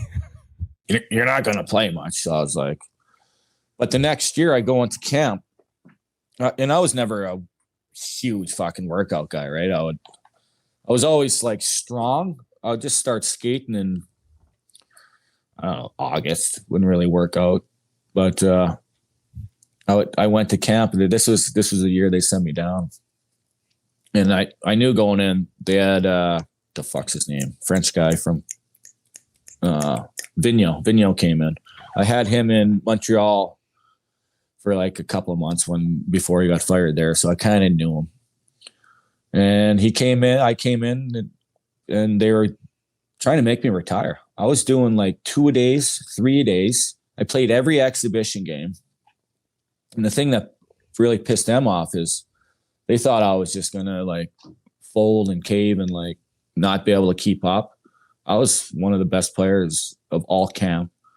Exhibition, like they had to keep me up because they had this like, oh, clean slate, fucking slow, go blah, blah, blah. Everyone gets a clean slate, whatever. Yeah. But But yeah, so they were trying to make me fucking retire. They're trying to make me quit. And I knew that. So I just fucking toughed it out. And of course we started off 0-4. Like we just fucking, so they're like, yeah, I guess it's my fault and Marty Biron's fault. So they sent us down. They thinking I was going to retire. I was like, I'm making $1 million. Like the first time I made $1 million in my career, you think I'm retiring? Yeah, right. So I went down to the minors and just fucking hung out with the kids. And my first game, they had me on the power play and I tried doing like a fake pass across like Toey, poke check, straight down, breakaway. That was my last time on the power play. And then he goes to me. He's like, the next game, he's like, you're not playing. This was Kenny Janander. I played against him in the minors too. I played against him. So he's like, you're not playing. So I was like, okay. Knowing that, I'm just going to fucking hang out here and do practice and be good to the kids and look after the trainers. And they would skate me in the mornings. Well, he would try to skate me. I would go sit on the bench with my water bottle and Kenny Janander would be doing wallies for about 20 minutes and I'd jump up. I was like, okay, but I'm done. Oh, yeah. And I'll fucking skate right off. Good luck tonight. I'm fucking 36 years old. Like, you're sitting me in I fucking got 15 years, 800 games. I was like, whatever, I'll be a good teammate to the kids. And yeah, I wasn't skating, I tell you that. And no escrow. No escrow. I was making more money in the minors. Yeah. So yeah, then they tried screwing me with a bunch of shit. So I was like, fuck. And then that was it. Hung them up, and here we are. Here we are. Living the dream. What just a out run. of curiosity, what was the name of your or TR's pet tarantula? Oh, I don't know, but Don't remember. yeah, he's trying to blame that. That was his tarantula. Oh, it was? Okay. I think he lost it too for a while. He was like missing in the house. Yeah. Oh, fuck. That's like what was the movie that happened? Home Alone? Arachnophobia, yeah. I hate spiders. Panic. I hate spiders. Well, Ash, we can't thank you enough for coming on. Like, I mean, all these bar fight stories, it's old school. That's what our fans like to hear. And It's amazing. glad you survived them. Yeah. You never got put in the clink. No, I survived. Yeah, haven't been in the clink, thank God. And now it's just working with these kids, trying to pass on some knowledge, stay out of trouble, and that's about it, man. Don't smoke crack. Yeah. Don't smoke crack, exactly. So Hey, good luck this year to your squad. That'll be fun. I appreciate it, boys. Thanks for having me on. Keep doing what you guys are doing. Awesome stuff, man. Thanks, You're a Ash. legend. See Appreciate ya. it very much. Big thanks to Arron Asham for jumping on with us. Great interview. Hopefully you all enjoyed it out there. But Biz, while we're in town this week, I got a chance to go to the pond. Well, they don't call it the pond anymore, but the Ducks still play this, so I'm still going to call it the pond. Friday night when the Flyers were in town. The Ducks, by the way, thank you very much for the hospitality. They were very nice to me. They hooked me up with a ticket and a pass to the little club there so you can get a couple beers. So will you not be on the Jumbotron anymore? I don't know. I was kind of waiting for lay him. off them. I was kind of waiting for him, dude. I had, it was 26 years ago was the first time I was at the pond when I was here visiting a friend in the same area, October 97, and we went to the Ducks Bruins game, and I still had a t-shirt I bought. I still had it, and I wore it to the game the other night, hoping that they put me on the Jumbotron, but didn't happen. So either way, I was very impressed. Leo Carlson, first career hat trick, incredible. I know the Ducks did win the game, but this kid, we have said it before, a special talent. He hasn't played every game. He's still averaging 18-23 time of ice when he does play. He's got 6 goals, 1 assist in 9 games. I mean, we already said this kid's going to be a stud, but it was great to see him in person, man. He's an unbelievable player. What was it like live? Because, I mean, as Whit said, sometimes these guys don't maybe look the fastest, but they actually are because they're so big and they're not moving their legs very fast, but they're so powerful in the way that they're able to generate. So how was it live? He stood out great. And the kid we talked about before, Pavel Mintyukov, the defenseman. The defenseman, yeah. Yeah, they jump out at you watching the game. And I'll tell you, for a Friday night crowd, it was a pretty good crowd. I mean, I know the Ducks, they've been, last couple of years have been struggling. They're obviously on the upswing right now. But, I looked around. It wasn't like, I don't want to shit on other teams, but other arenas we've seen have been pretty empty this year. But that wasn't the case, man. It was a good crowd. And they got that Zellweger. Yeah. He's lighting up the AHL. And so it's like they have a serious roster of prospects coming up. Oh, yeah. It could be you could see in 2 years they're like the number 1 team in the league. I don't know goaltending wise what happens with Gibson, but brightest future around maybe. and I had a beer by Whit's old stall. Well, they redid the locker room, I guess, the last couple of years. So there's like basically a bar where appropriate enough where Whit's lock used to be. So the PI guy brought me. He goes, "Oh, this is where Whit's lock used to be." So I had a little. Why? Because they have all the former player who sat their nameplates. No, just that this guy who's been there for the last 12 years. I Was it Alex? No, sorry, I got. I thought that was something cool that Pittsburgh did when there was a player who played there. They would keep his old nameplate in there to let you know who had sat That's there cool. before. I like that a lot. Yeah, it was cool. Just show a little bit of the history. No, it was Steve Brown. Okay. Yeah, Steve Brown. No, he went over. They didn't have markers or anything. He just knew where it was because he's been with the team for so long. But If they do get good, funny. what does it draw like for a playoff game? Like, is the crowd get crazy there? I was in the playoffs here. We won the first round, beat San Jose. They were the number 1 seed. We lost to Detroit in Game 7. It was crazy. This area, if the teams aren't good, it's like So many Florida. other There's things. just so much going on, but when they're good, they'll be bumping. I came the one year where the Ducks beat out Edmonton. Did they beat them in the second round of playoffs to go to the conference finals?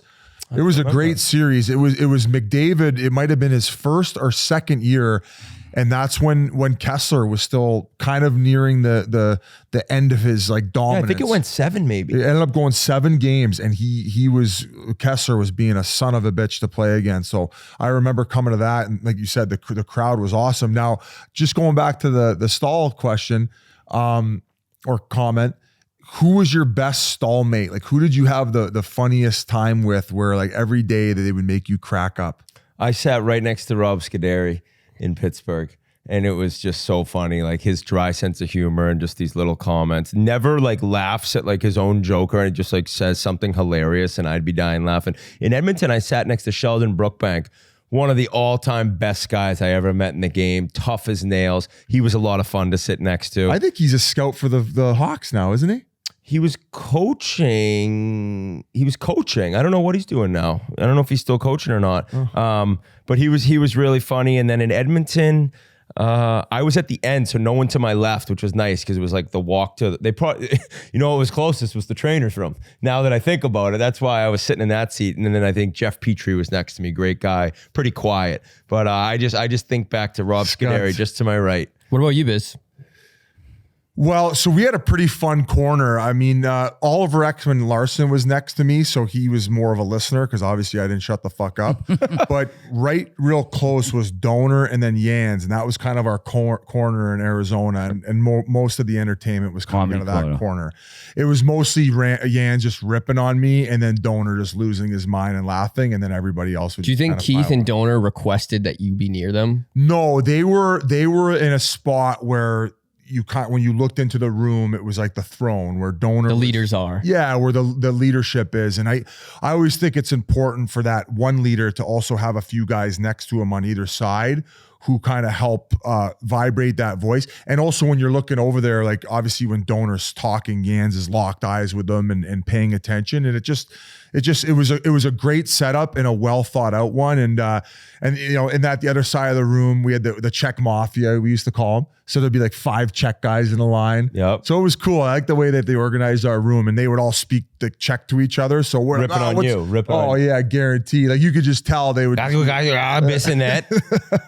Sheldon Brookbank is coaching, assistant coach of the Wilkes-Barre Scranton Penguins. No shit. Last year and this year. I think the head coach is J.D. Forrest, who played at Boston College. Good guy. So good for Brookie. I could see him being a hell of a coach. But he was the assistant for the Blackhawks for 3 seasons. Yeah. I also had Kyle Chipchura, who was my line mate next to me for I think at least a year in Arizona. And he was a pretty funny bastard too. I'm curious at the college level because for Chiclets University, comes out this week. When we went to BC, their biggest thing was surrounding the freshmen with 2 seniors. So every time a new freshman comes in, especially a high draft pick, both sides of him would be 2 seniors. Is that something BU does? Is that something? I like that just I do because too. It's those, just the way that they come in from a period and they respond to adversity, like how they handle their business and preparation. So it's easier to get it rubbed off on these younger guys if they're kind of hand in hand and sitting right next to them. We're on Hattie Watch right now. Connor Bedard's already got 2 goals this Chicago game that's being played right now. 2 unbelievable goals. This kid's He's arrived, boys. He's 8 goals now in his last 8 games. Yeah, and he's got 9 total. I think that's 8th in the league. He's 4 points last game. He'll probably get another point in the third period. The first goal, he strips a defenseman of it, or I don't know who it was, and then just immediately goes shelf when the goalie thought he might cut across the crease. The other one was a beautiful rush, brings it to the forehand shelf. He is he's figuring it out now. And I think if you look at it, 50 goals is not out of the question. Yeah, hey, Pasha, get that money ready, As baby. the kids say. Oh, what's your bet with Pasha? We had, I think it was $1,000 bet that he'd have, I think, more than 31 and a half or 30 and a half. I was willing to go 10 grand, but Pasha was too much. Like the pussy. kids say online, he is him. Yeah, he is. Yeah, he had a 4-point game the other night, 2 goals, 2 assists. The third youngest player to do so in the first in nearly 80 years. Who? John Bedard. He was the No, first. I'm saying who was the other guy? Fucking Pep, what's his name? Pep Bedouin played for the Bruins. I love how he's like, what's his name? like, I don't know. We just asked. 80 years. No, the guy who did 80 years was Pep Bedouin. You say his name. I think he played for the Bruins. Who were the list of guys? Do you have the list or no? That was just the last guy. No, he was the third youngest to do it. But in other words, the other 2 guys who did it were like way back 80 years ago or longer. Yeah, so no one's done it in fucking any of our lifetimes. How about basically. I think John Butchergrass had the tweet out of the dish he made over to Foligno, who went back to him for his goal, one of his goals in Tampa, where he's the puck kind of behind him in the neutral zone, and he sees that I think it was Kucherov's going to be on him, so he actually flips his stick over and with the toe just like toe drags it behind his back to Foligno. Then he turns up ice. Foligno gave him a great dish across. It was just a sick play the way he moved the puck with just his stick flipped over. And crazy talent. And you see Foligno, like the way he celebrated that goal today, the one, when he stole from the defenseman. You could see even Foligno, a veteran like him, was even like all excited and giddy about the goal. That's when you know a fucking kid's special. Yep. What else we got here? The Avalanche had a mom strip the other day. I thought it was pretty nice. Josh Manson's mom had passed away, Lana, and it was Ryan Johansson had an idea to, for mom strip with love for Lana. It was a pretty nice gesture. Yeah, they all made. had the t-shirts on, right? Yeah, they all had the t-shirts on. Yeah, because Bedard, when he had that 4-point night, he got the post-game chain, the trinket, and he's still a young kid, but you can tell he's pretty jacked. We put it out and said, "Oh, this is for the moms out there," but he had his shirt off, so being a little naughty on the memes thing. Also, how about this kid, Matt Tompkins, man, made his NHL debut at 29, 11 years after being drafted. He got the win last Tuesday, 5-3 victory in Montreal, 7th round pick by Chicago at the 2012 draft, 199th overall. There were only 12 picks after him. He was the East Coast League, the AHL, bounced around, was over Sweden. The oldest rookie since David Ayers. There's 4,131 days between his draft day and the first time he stepped on the ice. Pretty wild. And he got a win for Tampa? Yeah, he got the win for Tampa. And the 211 players drafted in 2012, 102 never even played in the NHL. So never give up, man, right there. Pretty good stuff, man. Some other goalie stuff. Our buddy Logan Thompson, he wanted to put like a cancer ribbon on his helmet design, and the NHL said no. Like, I don't know how, like, if he had to run it by them first or whatever. But then it's, hockey fights makes a lot of sense. Hockey fights cancer month. But then you see Bobrovsky and Grubauer's mask. They're painted in that lavender color, like representative of cancer, but they don't have like the ribbon on there. Yeah, I think I saw a tweet where sometimes it's just like common sense needs to prevail. They can't get out of their own fucking way sometimes, man. It's like, he wasn't trying to like stick an actual ribbon on his thing, just have it painted on. So how come he can't have that painted on, but they can have the color? It's just like, I don't know. I mean, is anti-cancer, is that really a fucking cause? Isn't the whole planet anti-cancer? Is it really a fucking cause? I mean, I don't know. It's like NHL, get out of your own fucking way sometimes, man. You know what I mean? Sometimes. That's like a mini grind my gears. Yeah, a little bit. We got another one coming later, though. Dylan Cousins, man, forgot to check the game notes. Oh, check the game notes. Gee, should we run the auto on that? Situation probably didn't call for it there. I let my frustration get the best of me, and, I kind of went after him, and it escalated a lot quicker than I had prepared myself for, and I think I need to know kind of who I'm going up against and be a little smarter next time for sure. I respect the hell out of him. Complete respect. Yeah. Like he's very open. Like, yeah, I kind of a little bit out of my weight class, and I mean Hathaway's a bulldog. He's a bulldog. Yeah. But I really loved him. He'll hawk a loogie in your eye too. He's a savage. Yeah, he's a sicko. And we talked to Devin Levi. We had a great interview with him last week. That'll be coming out at some point in the near future. And we brought this up, and he said the guys loved it though. And I remember one time I got in a fight, and like the guys came in and they were all fired up. Like I didn't necessarily do that great, but when you see somebody stepping up and Cousins is this young stud and like they were getting pounced by Philly and he didn't give a shit and obviously regrets it a little, but the guys loved it. And Buffalo, I think, has won the next 2 games since that happened. Or maybe it's been a little longer because I know Cousins missed 2. But it was just funny to hear him say like, yeah, I wasn't really aware of what I was dealing with. Who's the guy in Slapshot where he was kind of a pussy, but then he got fired up and fought? Dave's a killer. Yeah, Dave's a mess. killer. Dave's an animal. Yeah, Dave's a fucking mess. That's going to be Cuzzy now from now on. Killer. Real quick on Buffalo, Kyle Okposo, 999 games played. Will play his 1,000th game this week. Pretty cool. Wow. Couple clicks, boys. Couple clicks here. I think they're doing a little pregame ceremony for him too, so that'll be real cool. Yeah, awesome. I will remember we want to say get well to Whit's old teammate, Seattle's Jordan Eberle. He suffered a deep cut from a skate blade at practice, so they ended up calling up Shane Wright and Ryan Winterton, who's their 3rd-round pick. Seattle's back in 21, his first pro year, so hopefully he's doing a lot better. Also want to say get well to Terry Lekkinen, just a horrific looking crash. That was one of the scariest looking things I've ever seen. Oh my God. God. Like it could have. Thank God it didn't end like it could have, but it was, they say heads up, don't duck when you're going into the boards. He had the head down, head directly in, and I was scared shitless when I saw the clip. Luckily, it's he's okay in the sense of what could have happened. Yeah, Jared Bednar said, he agreed it wasn't a penalty. It was just a hockey play gone awry. Because even Oleksiak was kind of like, shit, because he kind of bumped him for the side. And just the momentum took him in. It was just awful. Like, you just cringe when you see it. But they asked Bednar, how do you replace him in the lineup? He said, you don't. Like, he's been, like you say, a Swiss Army knife, man. Well, he's a puck hound. When they ended up picking him up the year they won the Stanley Cup, he came over from Montreal, and they ended up paying a pretty good price. And I hadn't watched him enough in Montreal, but oh my God, he fit in perfect there. Oh, he's so fast out there. And I think he's also evolved as a player. So that's definitely a difficult loss and a guy who provides some depth scoring for that team. And he fit in he fit in like a glove. Absolutely, yeah. So get well, guys. We hate seeing anyone hurt, especially in those type of circumstances. Congratulations to all the Hockey Hall of Fame inductees. They were enshrined last night. Henrik Lundqvist, Mike Vernon, Tom Barrasso, Pierre Turgeon, Ken Hitchcock, Pierre Lacroix, and Caroline Ouellette. I mean, your boy Hank, you were talking about the other night. The highest honor you can get, man, other than a cologne. Yeah, it seemed like it was a very goalie heavy year. Vernon, who, for a while, a lot of people thought he deserved to get in. He won a Conn Smythe, 2 Stanley Cups. Yep.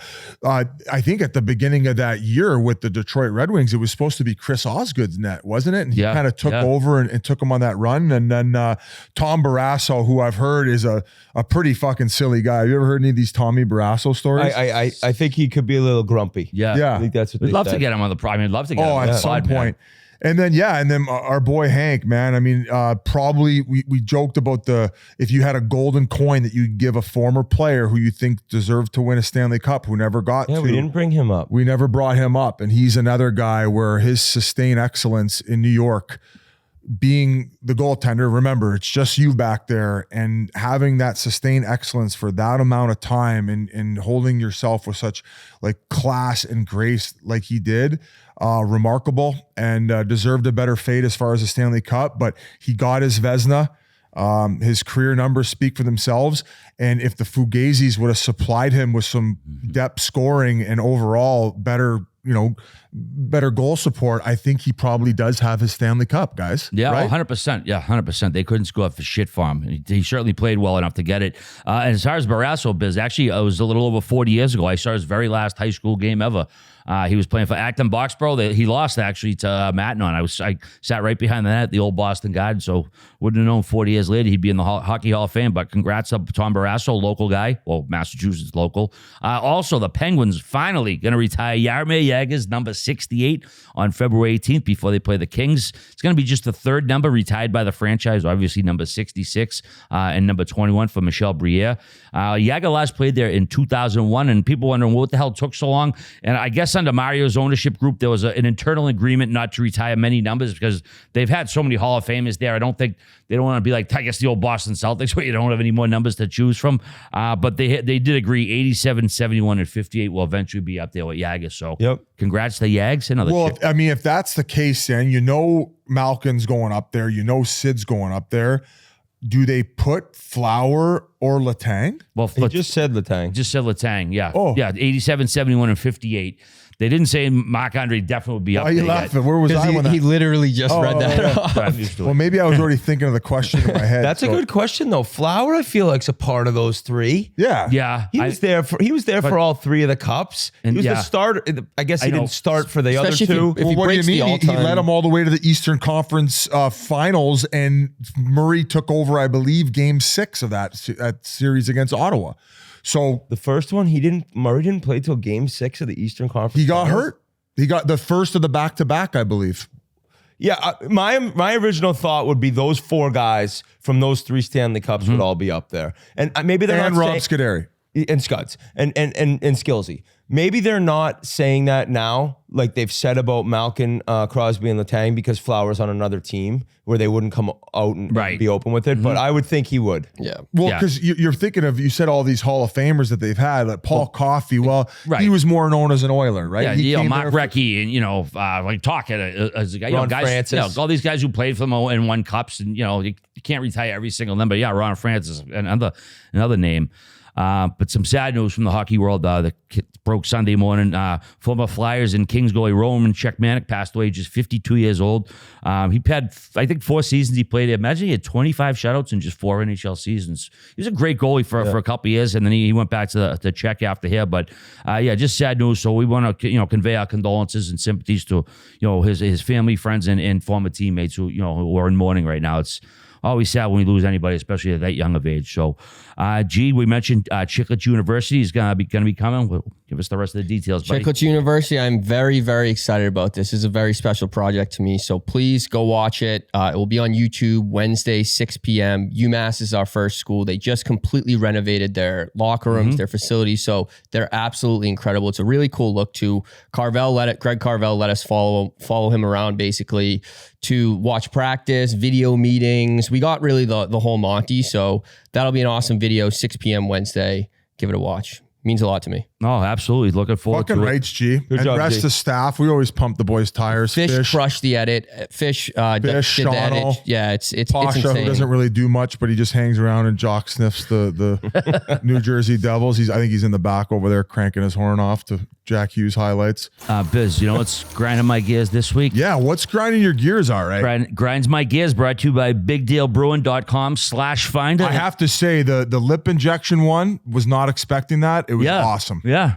We saw a victim last night sit down at a table. We won't mention restaurants, but the girl sat down briefly with us. Well, she stood up. I said, "All right, is that what you meant?" He's like, 100%. I was about to say that. I was looking over and I was like, oh my God, because it was just like, it's just so. What do you mean, my future ex-wife? No, not the one you were. Well, maybe. Well, he was you might actually have talking to both. He had 2 future ex-wives last night. Yeah, it's like, oh my God. It's like, just that's what I can fucking look at when you're talking about. But whatever, that's her road to hoe, not mine. Bugging me fucking all the time. But this week, dude, I remember when you walk into a bank and take out a deposit. I know people go, why do you go to a bank with ATMs? Because ATMs only give you they give you $1,000 now since COVID. Dude, if you need a couple, sometimes you got to take $2, $3, $5 out. Banks are fucking sure to take money out. You used to go in, give your ID, boom, within fucking 2 minutes you'd be in and out. Now, even taking $1,000 out, it's a whole show. We got to get it fucking okayed by the bank and okayed by the manager. Bring the manager over. It's We like, got to bring you to the buddy, back aren't you room and fucking give you a bank? cavity search. Dude, and one time, I had to go, had to give somebody a cash payment for something, and I was taking out $5, $6 and they're like, oh, we don't have that here. I'm like, you're a fucking bank. How do you know the fucking $5 here? It's not like fucking $50. And they're like, well, if you're gonna take this much, I'll call ahead. I was like, you call ahead for fucking to take $5 out? It wasn't a fucking major amount. It just I love when they turn it around on you like it's a you problem. Yeah. where it's like, well, it says here I have $20 in my account and I'm trying to take out 1/4 of it, and you're having me give my fucking fingerprints. Yeah. All right, you know why they do that, right? It's because every time you put, let's say, $100 in the bank, they lend 90 of it out. That's how banks operate. Well, they lend 90% of what is deposited in the bank out, and that's why they ended up collapsing in 2008. It's annoying as fuck when you're at the bank and people want their money, and it's just give it to me. It's a pain in the ass. And as far as like the $10,000 limit, like I never put in or take out more than $10,000. Because if you do like withdraw or deposit more than 10 grand, they make a notation to the IRS. They basically snitching. You don't want that. No, even if you're not doing anything nefarious or whatever, it's just like, why the fuck are you guys going to tell them that I'm taking this much out or putting this much in? You know when that number was created? And it was to fucking capture criminals from the RICO Act, 1971. And they've never fucking raised it for inflation once, because why would they? Now they can, get, if someone's fucking around for 10 grand, they can get tipped off to it. Like, my days like doing that shit is shady shit are over, but like back in the day, man, I don't want the fucking bank snitching on me, the IRS. Fuck that shit. I have a grind my gears. I have a grind my gears. What? Yeah, I just thought of it this morning. Love it. Get these gears going. Maybe we could get the camera. So hotels nowadays, when there isn't the light switch, but it's actually like on, like, I don't know how to describe this, where you have We'll run B-roll over this. So you have to. Last night I woke up in the middle of the night. All right, I had to pee. I had to get some water. I was like, it took me 5 minutes because these new ones, they're like sensors almost. So you have to press. There's like 4 different buttons for 4 different lights, and then I'm pressing a button which actually wasn't for a light, which is turning on the fan. But you just need a switch, right? You just need to have the switch to flip over. So when you go into detail in these hotels, I think it's like the new Hero Act way of doing things. Oh my God. It drives me absolutely bananas. They need to bring back the clapper. I would love a No, clapper. what else too is with the fucking showers. Sometimes these like showers. I forget where we were a couple years ago. No, I agree. You need a fucking how-to manual to put a shower on. No, it's crazy. If you want hot water, you know what I'm talking about, right, T? When they got two of them, one's pressure, one's hot water. Yeah, it's like, come on, dude. This ain't this complicated. We don't have to be this. This hotel's unreal though. Pendry Hotel. Shout out to this Pendry. hotel's phenomenal. Shout out And Austin. our boy Austin. Austin hooked it up. Shout out to Austin. Great This guy, yeah. If you ever stay at the Pendry in incredible. Newport Beach, it's right next to Fashion Island. Ask for Austin. This place is phenomenal. Unbelievable. Well, that's what's grinding all our gears this week. Once again, go to bigdealbrewing.com/finder to see what's grinding your gears. Gee, do we have time for one more? Or? Yeah, go ahead. All right. How about Hank, our buddy Hank from Pardon My Take? And that motherfucker is not real, lady. How about her, Tiffany Gomez? You got to give the backstory to this. So there was a crazy viral video of a lady having a mental breakdown on a plane. Or hallucination. She was seeing something, right? I think she might have had a couple substances to maybe relax for the plane. She didn't. I think there's still pending things in court, so she wasn't very specific.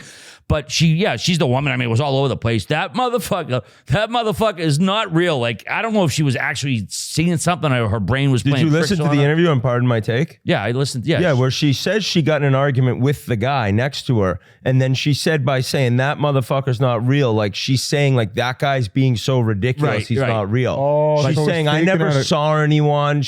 Now she wouldn't go into detail like I already said, but the crazy plane lady, I think she said it's 50 million views or maybe more. Probably more, yeah. Maybe she said 500 million. Probably. The reason it went so viral though is because she was a rocket. She's a smoke bomb. Yeah. She's a smoke bomb. I would still get down on So one is knee. Hank now? I might cock block Hank. Is Hank dating her? So I don't know. Well, PFT comment that reached out to on Twitter, and I don't know if she was in Chicago on business or came up to see those guys, and she was kind of buddy with him for the week. She sat in the gambling cave. She went on the show, and then the next day, like she's at the football game. What was it? Northwestern Iowa with Hank and PFT were both there, but the first pitch was just her and Hank, and then they were grilling Hank like, "What's going on?" He's like, "She's a very lovely girl." And, I think you call him right now and put him on the spot. I texted him. I said, "You crush crazy plane lady?" ? Well, he's probably like, "What if he already fell in love with her?" He goes, "Nah, I kind of fumbled. PFT told me her flight was Saturday night after the game, so I set up a date with a different girl.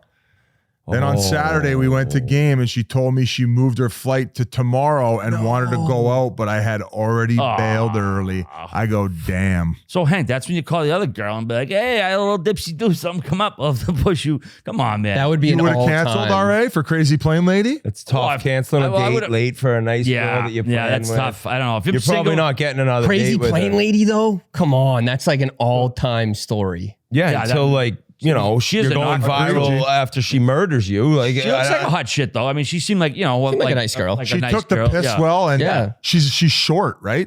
She looked like she was really short. She's definitely not a like Spinner. a tall one. But I love when they ask Hank, like, "Is this a bit?" And Hank goes, "Life is a bit." That might be the funniest thing Hank ever said. So either way, Hank, we love you, buddy. Whatever you're doing, I hope good they luck, get married. buddy. Yeah. I hope they But get married. boys, great time here in Southern Cal. I'm going to be taking off. Good luck with the sandbaggers this week. You'll have one less drunk idiot on them for the next couple, but it's been a great time. I mean, what a showing, RA. You were our secret weapon. We had 8 in a row. Now we're at 10. I don't think we win those last 2 matches if RA doesn't come up and act as a decoy. We definitely don't win the BX. Yeah. I can't say his name, Juice. He Getzlav? wants to kill me, and Getsy, because we made RA get so smothered, and then they really got involved, and then all of a sudden they couldn't drunk perform. So yeah, RA, thanks for those wins. Oh, have that absolutely. And, problem I don't have to get. sometimes, too. I only get buckled on those things because you asked me to. I mean, I could be a gentleman. Yeah, you never get buckled otherwise. I do. That was an yeah. order. You actually did give me an order on the second one. So no. Anyways, guys, it was a great time out here. Can't wait to come back, and good luck this week. And any final thoughts, G? That's it. You're the hog. Chiclets you, baby. All right. Have a great week, everybody. See you later.